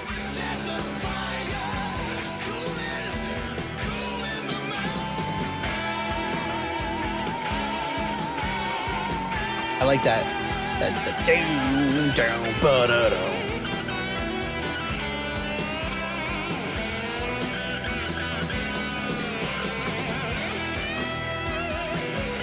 I think there's something in the familiarity of this to me is probably this album and Schenker himself influenced so many of the people that we grew up listening to without realizing it, you know?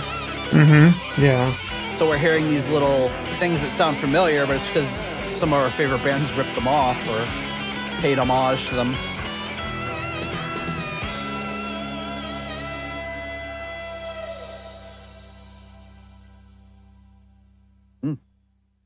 I don't think there's any keyboard credits on this album. Oh, no, it's Tommy Iyer. I'm sorry. Yep. I was going to say, yes, there is. Yeah, there was. I talked You told about it, me. in fact. You told me, you dumbass. All right. What do you rank Dessert Song? A 10. That's high. Well, if it were Dessert Song, but since it's Desert Song, I got to give it a 4.5. All right. This is another great one. It's like I like the riff because it's again, it's another one, like I said, it's got that kind of exotic feel to it. It's kind of a like slow or mid-tempo. You're smelling that candle. I'm smelling the candle, yeah.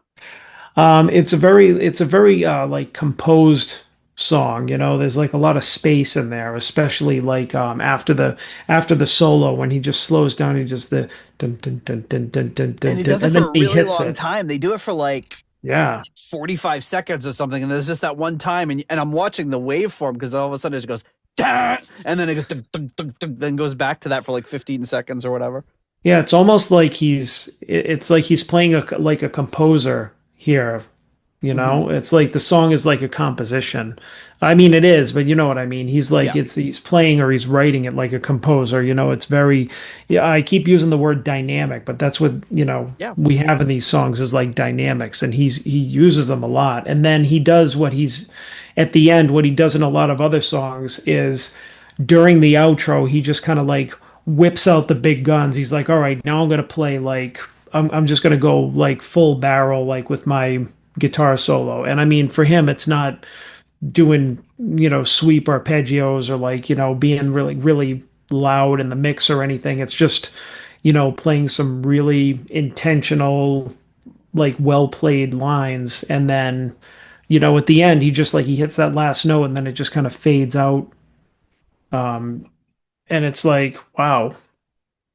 It was like very moody, very like yeah, it's you know that they're not just like screwing around here. Like these are some great musicians and writers. I will give this song another 4. Geez, this is like a really high ranked album so far. I really loved it. The thing that I'm really late to the Michael Schenker party. Me too. We both are, for reasons we already explained. But I think the thing that I really like about him, to me, the impression I get from him is that he never is at like 100%. Like he's always seems like he's playing at like about 75% of his ability. Like if he needed to, he could crank it up another 25%, but everything he plays seems so like deliberate. And I love his style, and I love it seems like he has that restraint enough to not just go for the showing off, to go for what's gonna really benefit this whatever I'm playing for right now. Right. Whereas like somebody like Richie is often going to 100 and over 110%, where he's going like almost beyond what his brain even knows he's doing. He's like his fingers are just going, but not in like a shredder way, or like you were saying, like doing crazy sweep arpeggios or anything, just like in, when especially live, when he just gets crazy, he goes like that. So, but Richie also dials it back. He'll dial it back really like for the song or for whatever he needs to do. But I don't know that I've ever heard him, and maybe it's because I don't know that much of his live stuff. I don't know that I've ever heard him play like at the absolute limit of what he's capable of. And I don't mean that by any means as an insult. Like that to me, that's like the ultimate compliment. Is like he just sounds like you're just watching a master be like, yeah, this is what I like. I'm already better than so many of you out there. There's like 10 guitarists on planet Earth that can hang with me. So why crank it all the way? I got nothing to prove. It just shows a lot of wisdom, a lot of maturity, and a lot of just confidence in what he's doing. Right, because I mean, just because you have all the tools in the toolbox, it doesn't mean you got to use all of them at the same time, or even use all of them at all. Right. And you use them when they're appropriate. And that's why we love players like this and players like Richie, is that they do that. Whereas there's so many guitarists who are just always on 100%. They never slow down. They never do anything melodic. It's just like, look what I just learned. Well, yeah, I mean, in this genre right here, I mean, Yngwie, right? So. Oh yeah, there you go. There's somebody who's always at 100. He'll occasionally stop and bend a note for a couple beats, but yeah, it's for the most part just constant runs up and down the fretboard. And again, masterful playing, but it gets to me it gets old very fast. Yeah, and that's just tiring. My assessment of Schenker. You can write in or send me an email telling me I'm an idiot or wrong, but that's just from the limited exposure I've had to him so far. That's the impression that I get. All right, the next track up is Broken Promises.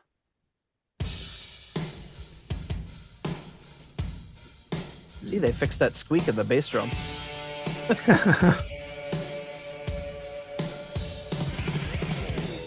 Damn.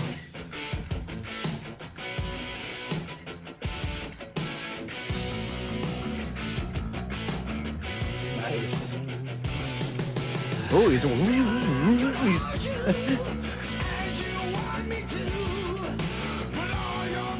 listen to that bass. Yeah, it's amazing. Just stomping all over the song.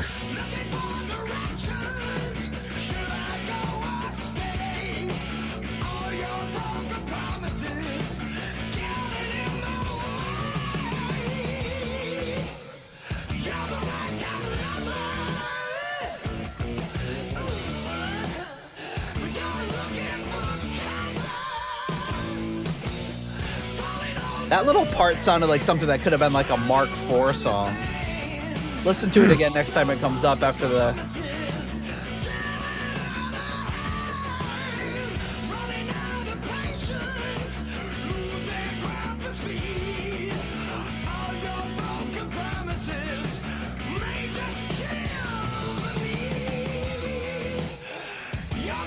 this part. Yeah. This is the first time I've been able to hear Coverdale singing this.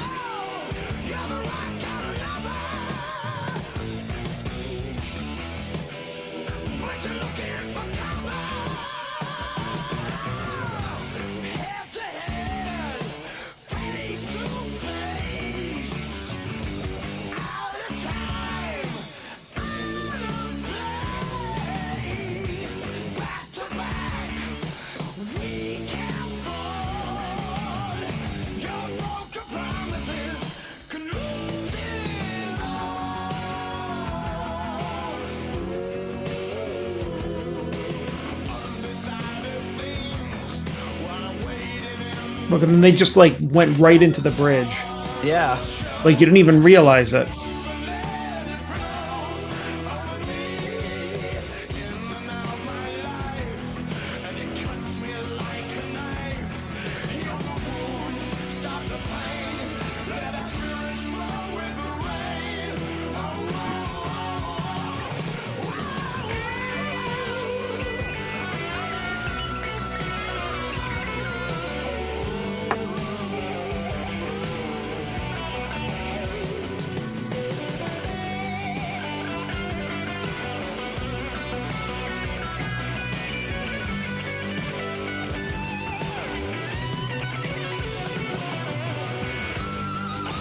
I love the super subtle keyboard in the background, just really fattens it up.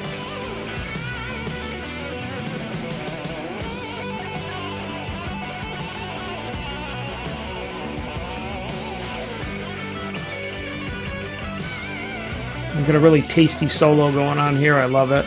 Yeah.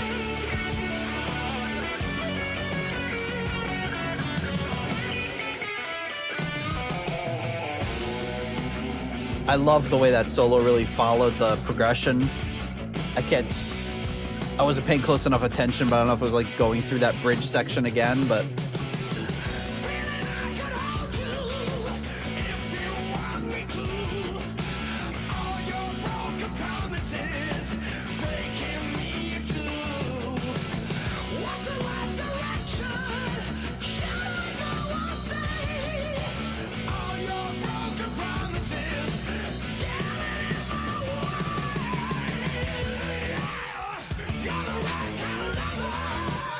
you just hear Coverdale and Hughes singing this part.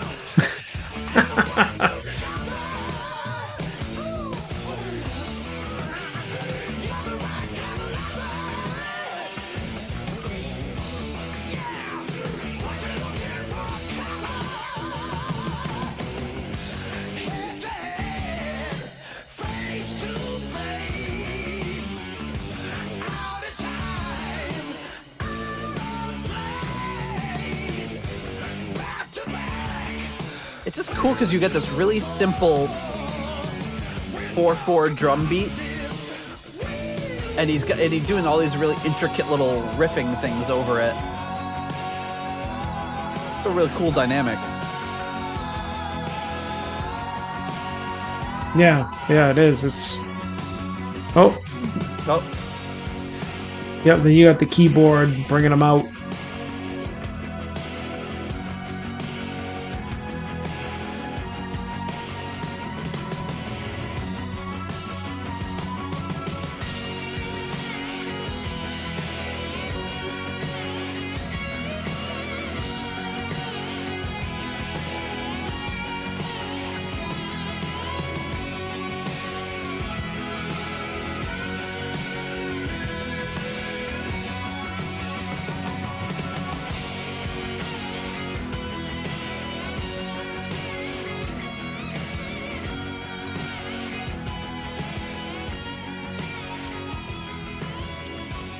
Like harkening back to the desert song with that like kind of Middle Eastern sounding little cool drum fill in the fade out there. All right, broken promises, John. Broken promises. I broken the promises. Oh no.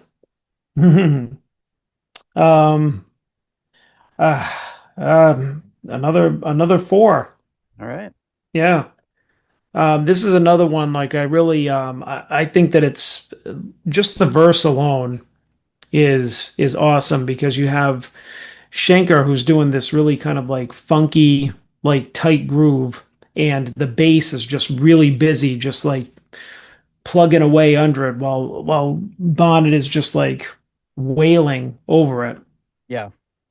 Um, which is that alone is great, but then they also go into to the other parts of the song. They have like this moody bridge. They have that I'm sorry, like a funky kind of like chorus or pre-chorus, whatever you want to call it. And then the bridge, then the outro again, which I love when, he has this he's like, favoring melody over flash. Yep. And instead of going out on a full guitar thing, it's really kind of impressive how he lets the keyboard kind of take it, and then he kind of comes in over it a little bit, and they kind of like have this call and response type of thing, like a little bit, not too much, not like a Deep Purple thing, but it's like da na na na na na na na na na, and then the guitar comes in and does a little something, and then they fade out, and it's just really interesting. It makes a song like this like much more interesting than just like a one note thing. Like if the whole thing was just, I mean, I could listen to him go like all day, Yeah. but I mean, this just elevates it, makes it so much better. Yeah. Well, I'm not going to break my promise. I'm going to give this one a 4 as well. I'm feeling it. The mood is striking us just right. The songs are great. I haven't heard any filler yet on this album. No. But the next track up, maybe it'll be the one. Searching for a Reason.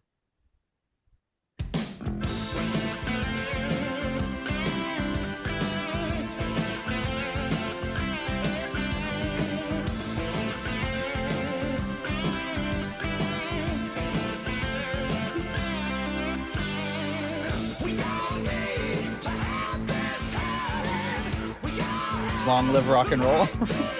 Yeah, I was gonna say this one most reminds me most of a rainbow song.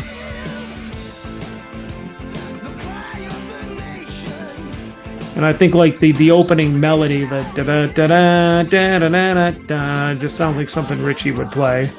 Yeah. Wasn't there a? So he's referencing the previous Schenker song, "The Cry of the Nations." Is it? Yeah, that was the first line of the. This is the cry of the nations screaming in our ears.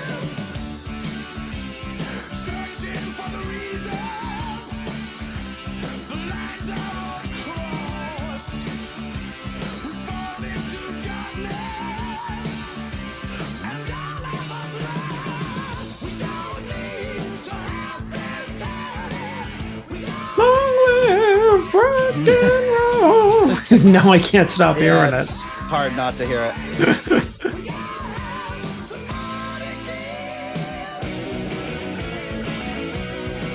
Wow, now it's going to like Brian May territory. Mm-hmm.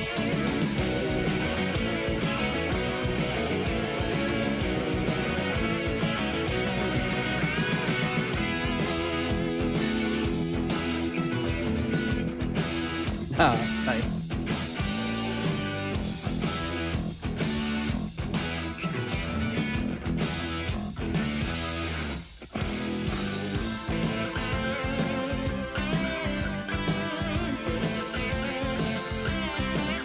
See, and then he stays right here. He didn't like explode into like a, like a flashy solo or anything. Kind of an interesting choice too. His right hand too is really like when he's like when he was doing that little like picking those notes, and then I think it was an Assault Attack too. He does that little staccato thing where he's picking out the notes of the chord. It's like excellent control. He sounds like what I would sound like if I played it at like a quarter the tempo that he's playing it. Except still somehow cleaner.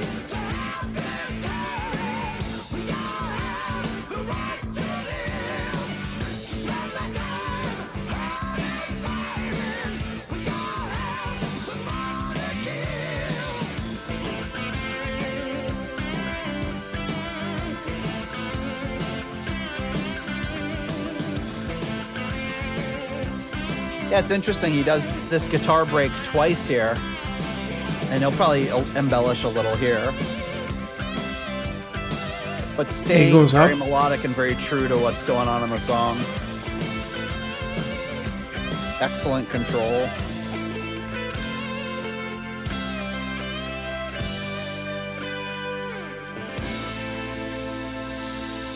I mean, it's like, you know, enough lead guitarists, both personally and just through their music, to know that it's not very common that people choose to do this, you know. Like, this album's, I think, out 37, 38 minutes long. Like, I'm gonna take every second I can to just remind everybody that I am awesome, but still somehow has the restraint to play like that.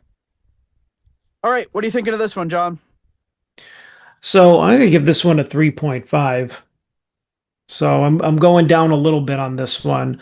I thought it was good, but it didn't it didn't hit me quite like the other ones. Like, I mean, I definitely think there's like great melodic development in it. It's just another great song, but I just think that we were just saying, oh, there's no filler in here. I would say this is probably the closest thing we're going to get to filler. It's like my least favorite. And I don't know, maybe it's because it's like, the kind of a pseudo long live rock and roll, like, because I was listening to it before and I'm like, dun dun dun dun dun dun dun, and I'm like, yeah, what does that sound like? and I mean, it's of course it's not bad. I mean, the melody at the beginning, reminded me a lot of something Richie would play anyways.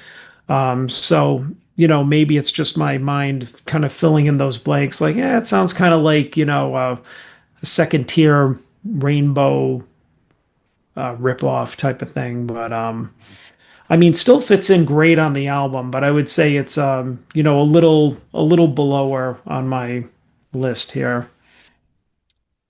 Yep. Well, you read my mind. 3.5 for the exact same reasons, and I was gonna say exactly what you said. I wouldn't call it filler because I like it. I think it's good. I think it's a good track, but it's just going up against some really, really, very, very good tracks. So yeah, I can't give it higher than that. And I think it's just a little bit kind of like formulaic. Like, it kind of loops through these. Da, da, da, da, da, da, da, da, and then it just goes to the next thing and the next thing, and then it goes back to the A B C. Yeah. So it's just a little repetitive. But again, I think everything, that's all the playing, all the everything. I would just say that probably the thing the most about it would just be like the arrangement. You don't see a really cool breakdown like you do in so many of the other songs. But I like what he's playing there when. I think when deployed correctly, the guitar solo matching the vocal rhythm can be pretty cool, and I think it works really well here. But that brings us to the last song on the album, and when I saw the title of the song, I said, that's got to be an instrumental.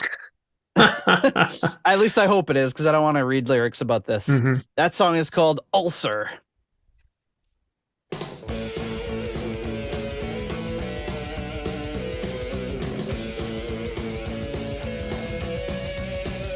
Sounds like Auld Lang Syne. Yeah.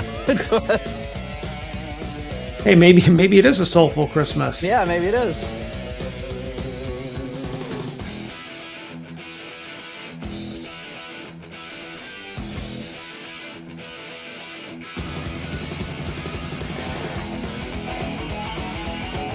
Oh, that's awesome.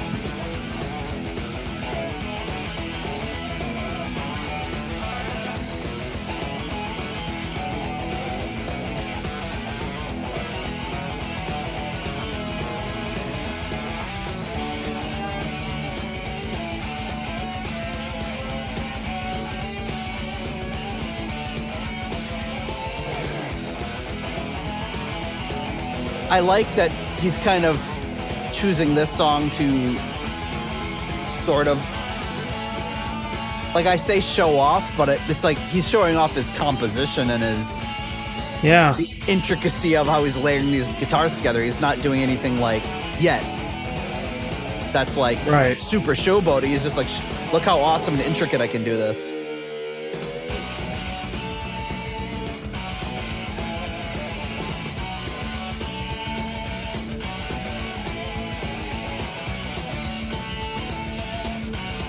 I mean, this is definitely like a showpiece for his technique and his phrasing. Yep.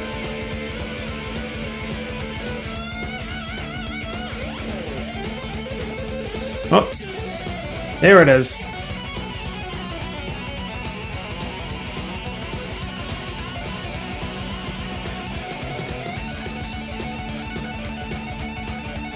Nice.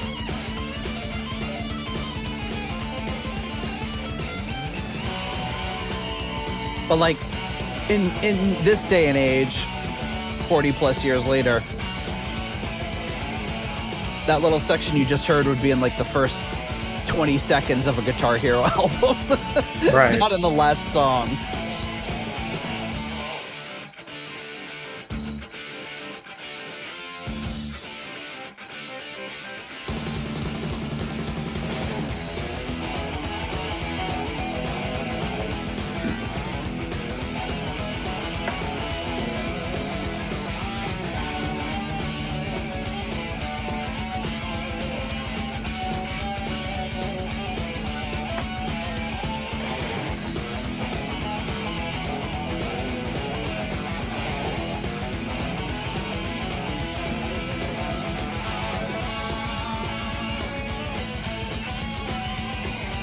This sounds very similar to like something Steve Vai would do, I feel. Yeah. But still, you've only really had like maybe a 30-something second long guitar solo. Well, yeah, where he was really letting loose.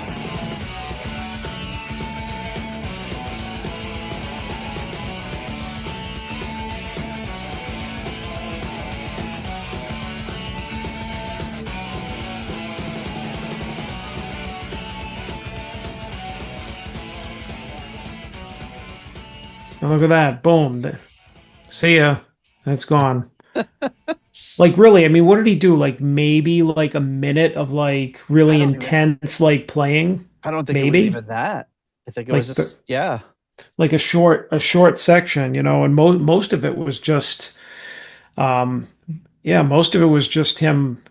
Like I said, it was just like his, melody, phrasing, you know, just. Well, it's truly a song, you know, like a lot of times like an instrumental on an album like this, or all the songs on a guitar only sort of thing would be just give me 3-4 chords and I'm going to just wail over it for as long as I can for the entire duration of the song. And that's not as interesting. Listen to this, where it's got all these little composed sections and dual guitar parts going back and forth. But yeah, really cool. John, what are you going to rank Ulcer? Well, this did not give me an ulcer, so that's better than the what is it, the Butthole Surfers version of Smoke on the Water, which I do believe you needed treatment for after we listened. Yeah, so I give this one a 4. I don't think it's and I do because I don't think it's like, you know, the best, most ripping instrumental there is, but I think that, you know, it ends out the album well because I just really, I appreciate the musicality of it. I mean, this just stays on track with like the whole album is that, you know, he's a great guitar player, and this was like his showpiece for, all right, I'm the guitarist, this is my band, and he didn't blow it by being like overindulgent or you know, doing anything that was gonna be out of place on the album. You know, he did another great composition of this song. Like, it was very composed, it was very layered with the different guitar parts. Like we said, I mean, I guess maybe I was being generous. He probably busted out some fast finger work for like 30 seconds. Yeah.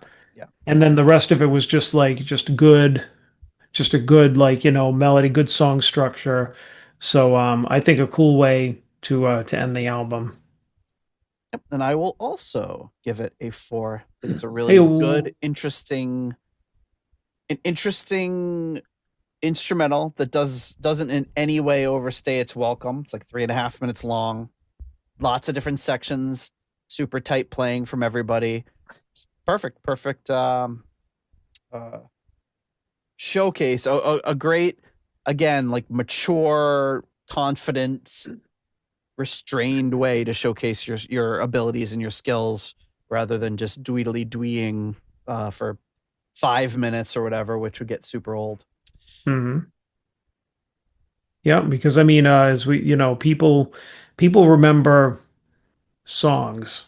People remember good songs. They remember hooks and catchy melodies. They don't remember, how fast you play, or I mean, there might be like one in a million of, whatever, maybe less of like, a great ripping solo in a song. But even that is like the song itself has to be memorable, Yep.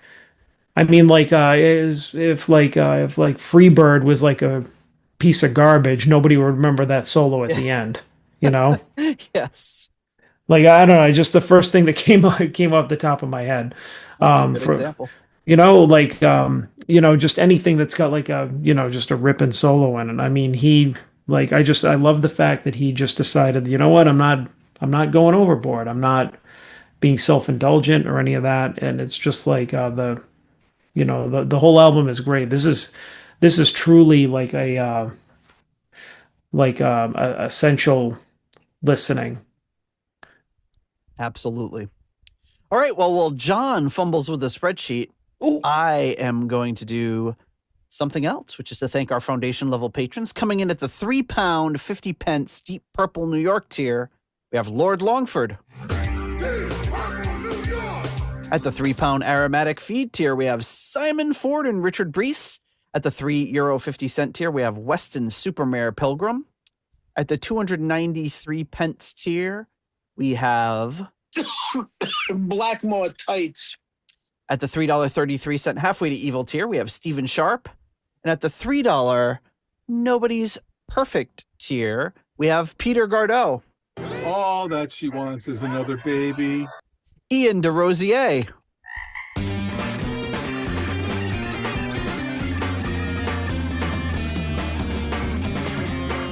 Mark Roback. Stuart McCord. Ivan Fjellbu.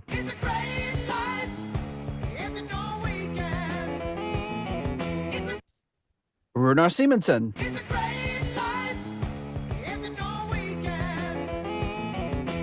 Ruinous Inadequacies. Corey Morissette.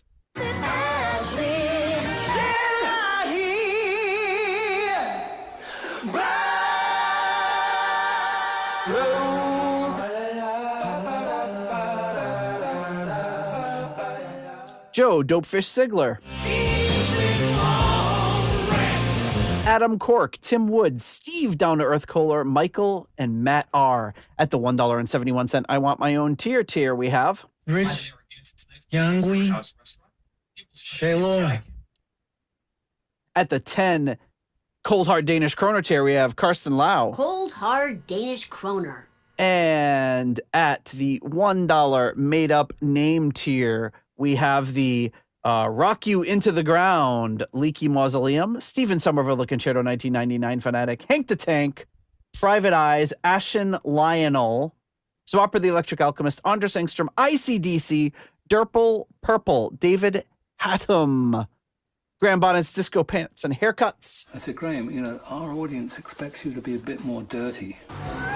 Disco Pants and Haircuts, yeah. I'm just going to put my guitar across his head. Eddie Lyon. Homosexual. And Sick Tone. Where is she? Where is she? She's just about to close up the library. Thank you so much to all of you for your support, and you know what that means. We'll just post it out the spreadsheet, and he's fumbling with the tabs. Oops, he sorted it the wrong way. Now he can't tell. All right, John, how does Michael Schenker Group MSG Assault Attack stand in our overall album rankings? Well, this should not come as a surprise to anyone that's been listening for the past couple of hours, but this was very highly ranked by both of us. So this has earned its place in the top 20. Ooh. It is up in the 8.25 rating, which yes, is very high, which let me see. 20. Yep. Yeah, and yep, I rated it higher because I was given 4s and 4.5s all over the place. So I mean, we yeah, only gave one song combined under a 4. Yeah. That's pretty crazy. I mean, it's a great album. Unexpectedly loved it a lot. So this is sitting in there. It has the same rating as Spectrum, Billy Cobham. A little bit, tiny bit below Slide It In, the UK release. And this could don't say what you're gonna say. I know what you're gonna say. This could get us hurt. This could get us hurt, but it comes. If you're very sensitive, plug your ears over this or fast forward 10 seconds. It comes slightly above Machine Head. Oh my god. Oh god, I can't. They're gonna be coming but for I mean, us. Yeah, but you're talking like 0.03, like, yeah. I mean, come on. But I mean, so let's just say for all intents and purposes, like, the same here. I mean, also like Medusa has the same rating as Machine Head, and it could, that's a little bit below it too. And I mean, I love those albums. So yeah, of course. But I mean, this is it's not a surprise. When I was just like, we're giving it, like, started out with a 5 and then giving everything else 4.5, and like you said, only gave one song under a 4. I knew that this was going to be pretty high up. But I mean, if you look at all the other albums up here, I mean, they all have the same or similar qualities. Is like they're all very like melodic, composed. That they have great songs. Great playing, great production. I mean, there's nothing up here that's crap. I mean, otherwise it would be with Warhorse at the bottom. Yeah. So, but yeah, this was again unexpected find, and I will be on Discogs after the show trying to find a $4 cut. I found $4 $10. Oh, I told you, the $10 with shipping. So I can't believe shipping would be more than the album. Yeah, I mean, it often well, I mean, I can't believe it, but well, I've been looking for the the Argentinian versions of the albums all have, not all of them, but most of them have had to alter the cover to have the title of the album in Spanish, and I found Burn and Come Taste the Band, Stormbringer, and Who Do We Think We Are? Those are the 4 that have like the actual art altered, because it was like a legal thing in Argentina during, I think, the dictatorship or whatever. It had to be in Spanish. So it's super cool seeing the album, but it's like that same hand-drawn font or whatever, but it's written in Spanish. And I was like, oh, I've been looking for forever for a Spanish version of Burn. And I found it, and it was $50. I'm like, that's a lot, but it's an extra $50 in shipping. I was like, I can't pay $100 for this. It's nuts. I would love to have those 4 albums with the Spanish covers because it just looks so cool. Anyway, we're going a little long, so just to kind of go through it here. This album was released October 1982, ranked number 481 in Hard Rock Magazine's book, The 500 Greatest Rock and Metal Albums of All Time. Okay. So the Michael Schenker Group Assault Attack UK tour of 1982 only had 14 dates starting in late November, 2 at the Manchester Apollo. The peak chart position was number 19 in the UK and number 151 on the US Billboard 200, which is, again, probably another reason why this wasn't something that was super circulated when we were growing up.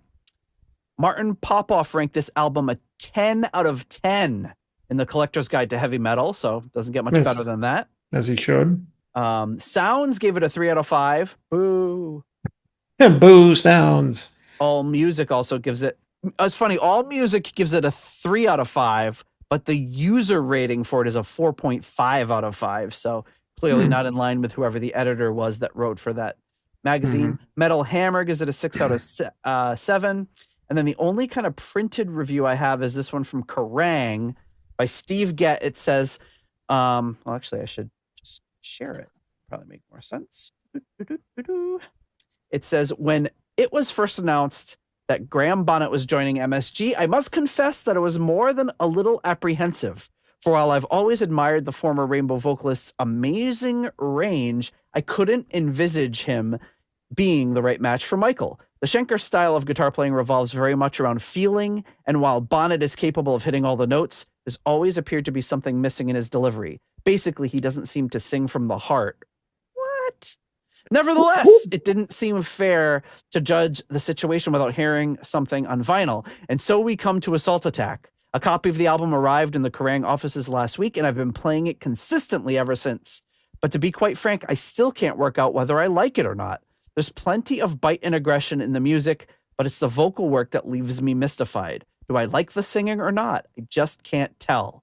There are times when it seems to work and others when it becomes a shade aggravating. Bonnet has a tendency to shout rather than sing on certain tunes, and this certainly puts a damper on affairs. And yet, cuts like Samurai and the Dessert Song, one can't fault the man. The overall selection of material is extremely good, and Michael hits out with some punishing lead breaks. Ted McKenna has slotted into Cody's drum seat very well and provides a solid backbone to proceedings with bassist Chris Glenn. One should definitely praise Martin Birch for his knob twiddling, but, confused? Well, so am I. All I can suggest is that you grab a copy of the record and decide for yourself. It's worth buying just for the guitar work.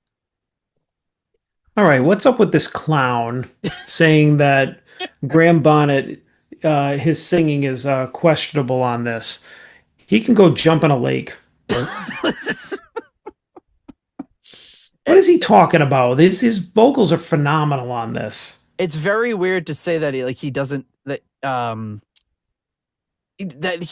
have feeling in his vocals. I'm like, are we listening to the same No. Graham Bonnet? Like, I've No, never clearly heard him, he's not.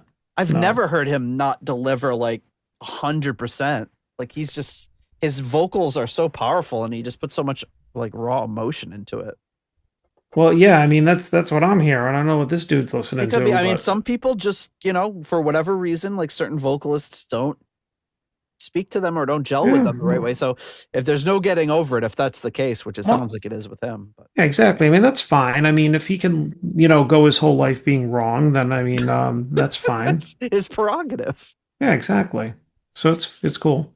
Yeah. But anyway, you could check it out if you've got any additional reviews. Just let us know. But that's the only one I could really find that was printed, other than the one that is on All Music. But I try to keep it to the contemporary reviews to the album release, and that would have been Kerrang. There's no they usually give that K ranking. There's no ranking there, but that's just kind of the written. So I don't know how many Ks that would have gotten. I think of a weird scale like 7 or something. I don't know. I don't know. Can't just stick to either 5 or 10. I don't know. I would hate to be like that. Give like a 3K rating. Yeah. That's just wrong. Well, and they do that too, and it's just I don't know, like it maybe being based in the UK that just wasn't something people thought about. But when you Probably say not. KKK in the US, it's not a good thing. But anyway, that's Assault Attack. John, thanks for listening to this album with me. I had a lot of fun. Yeah, this was great. I love albums like this that we don't get them that often. Ones that we're just like every song just hits the mark. Yeah, and that's the thing. I mean, and I think it's just simply because so many albums are going to have some filler on it, and this one just really didn't. Like, I can't in good conscience call Searching for a Reason a filler song. Like, it didn't sound like lazy or phoned in or just we got to stick something. It just was like just a hair below where the other songs on the album were. It was still a really good track.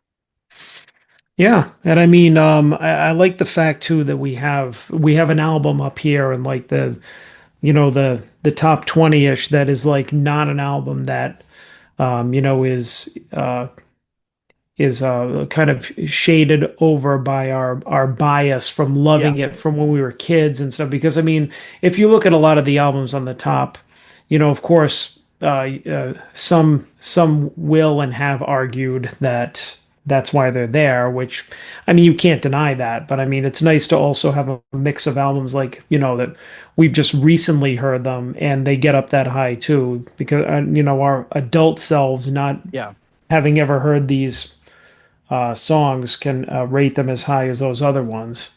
Yeah, because sometimes I second guess myself, because obviously those songs that are those albums that you discovered as part of your musical awakening, as you were discovering what you really loved and you were coming of age as an early teenager. It's hard to beat those and hard to know how much of it is nostalgia value. And same is true with anything with movies and all that sort of stuff.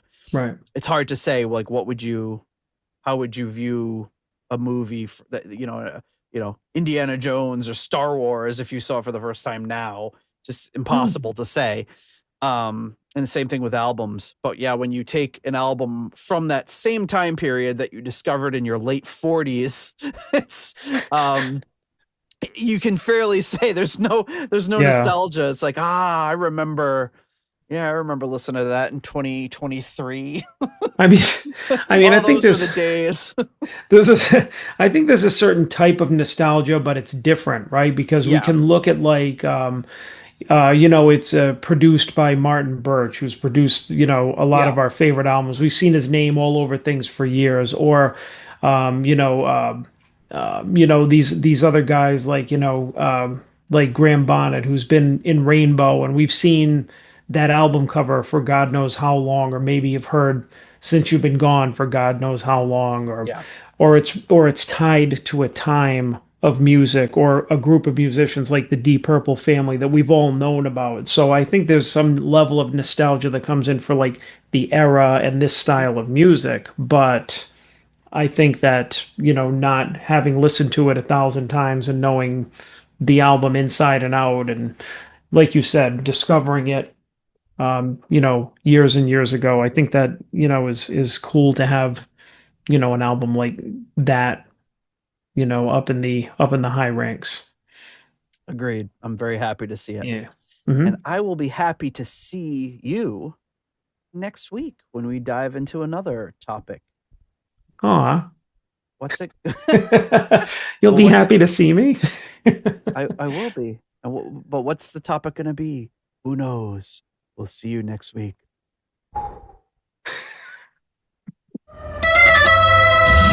If you like the Deep Purple podcast and would like to support the show, please consider joining our Patreon or donating on PayPal. Patrons get full access to the podcast, Discord server, ratings, spreadsheets, and live stream invites. You can also leave us a 5-star review on Apple Podcasts to help new people discover the show. You can follow the show on Blue Sky, Facebook, Instagram, or Threads. You can also check out the website at deeppurplepodcast.com for show notes and more. Contact us via email at John or Nate at deeppurplepodcast.com. Thanks for listening.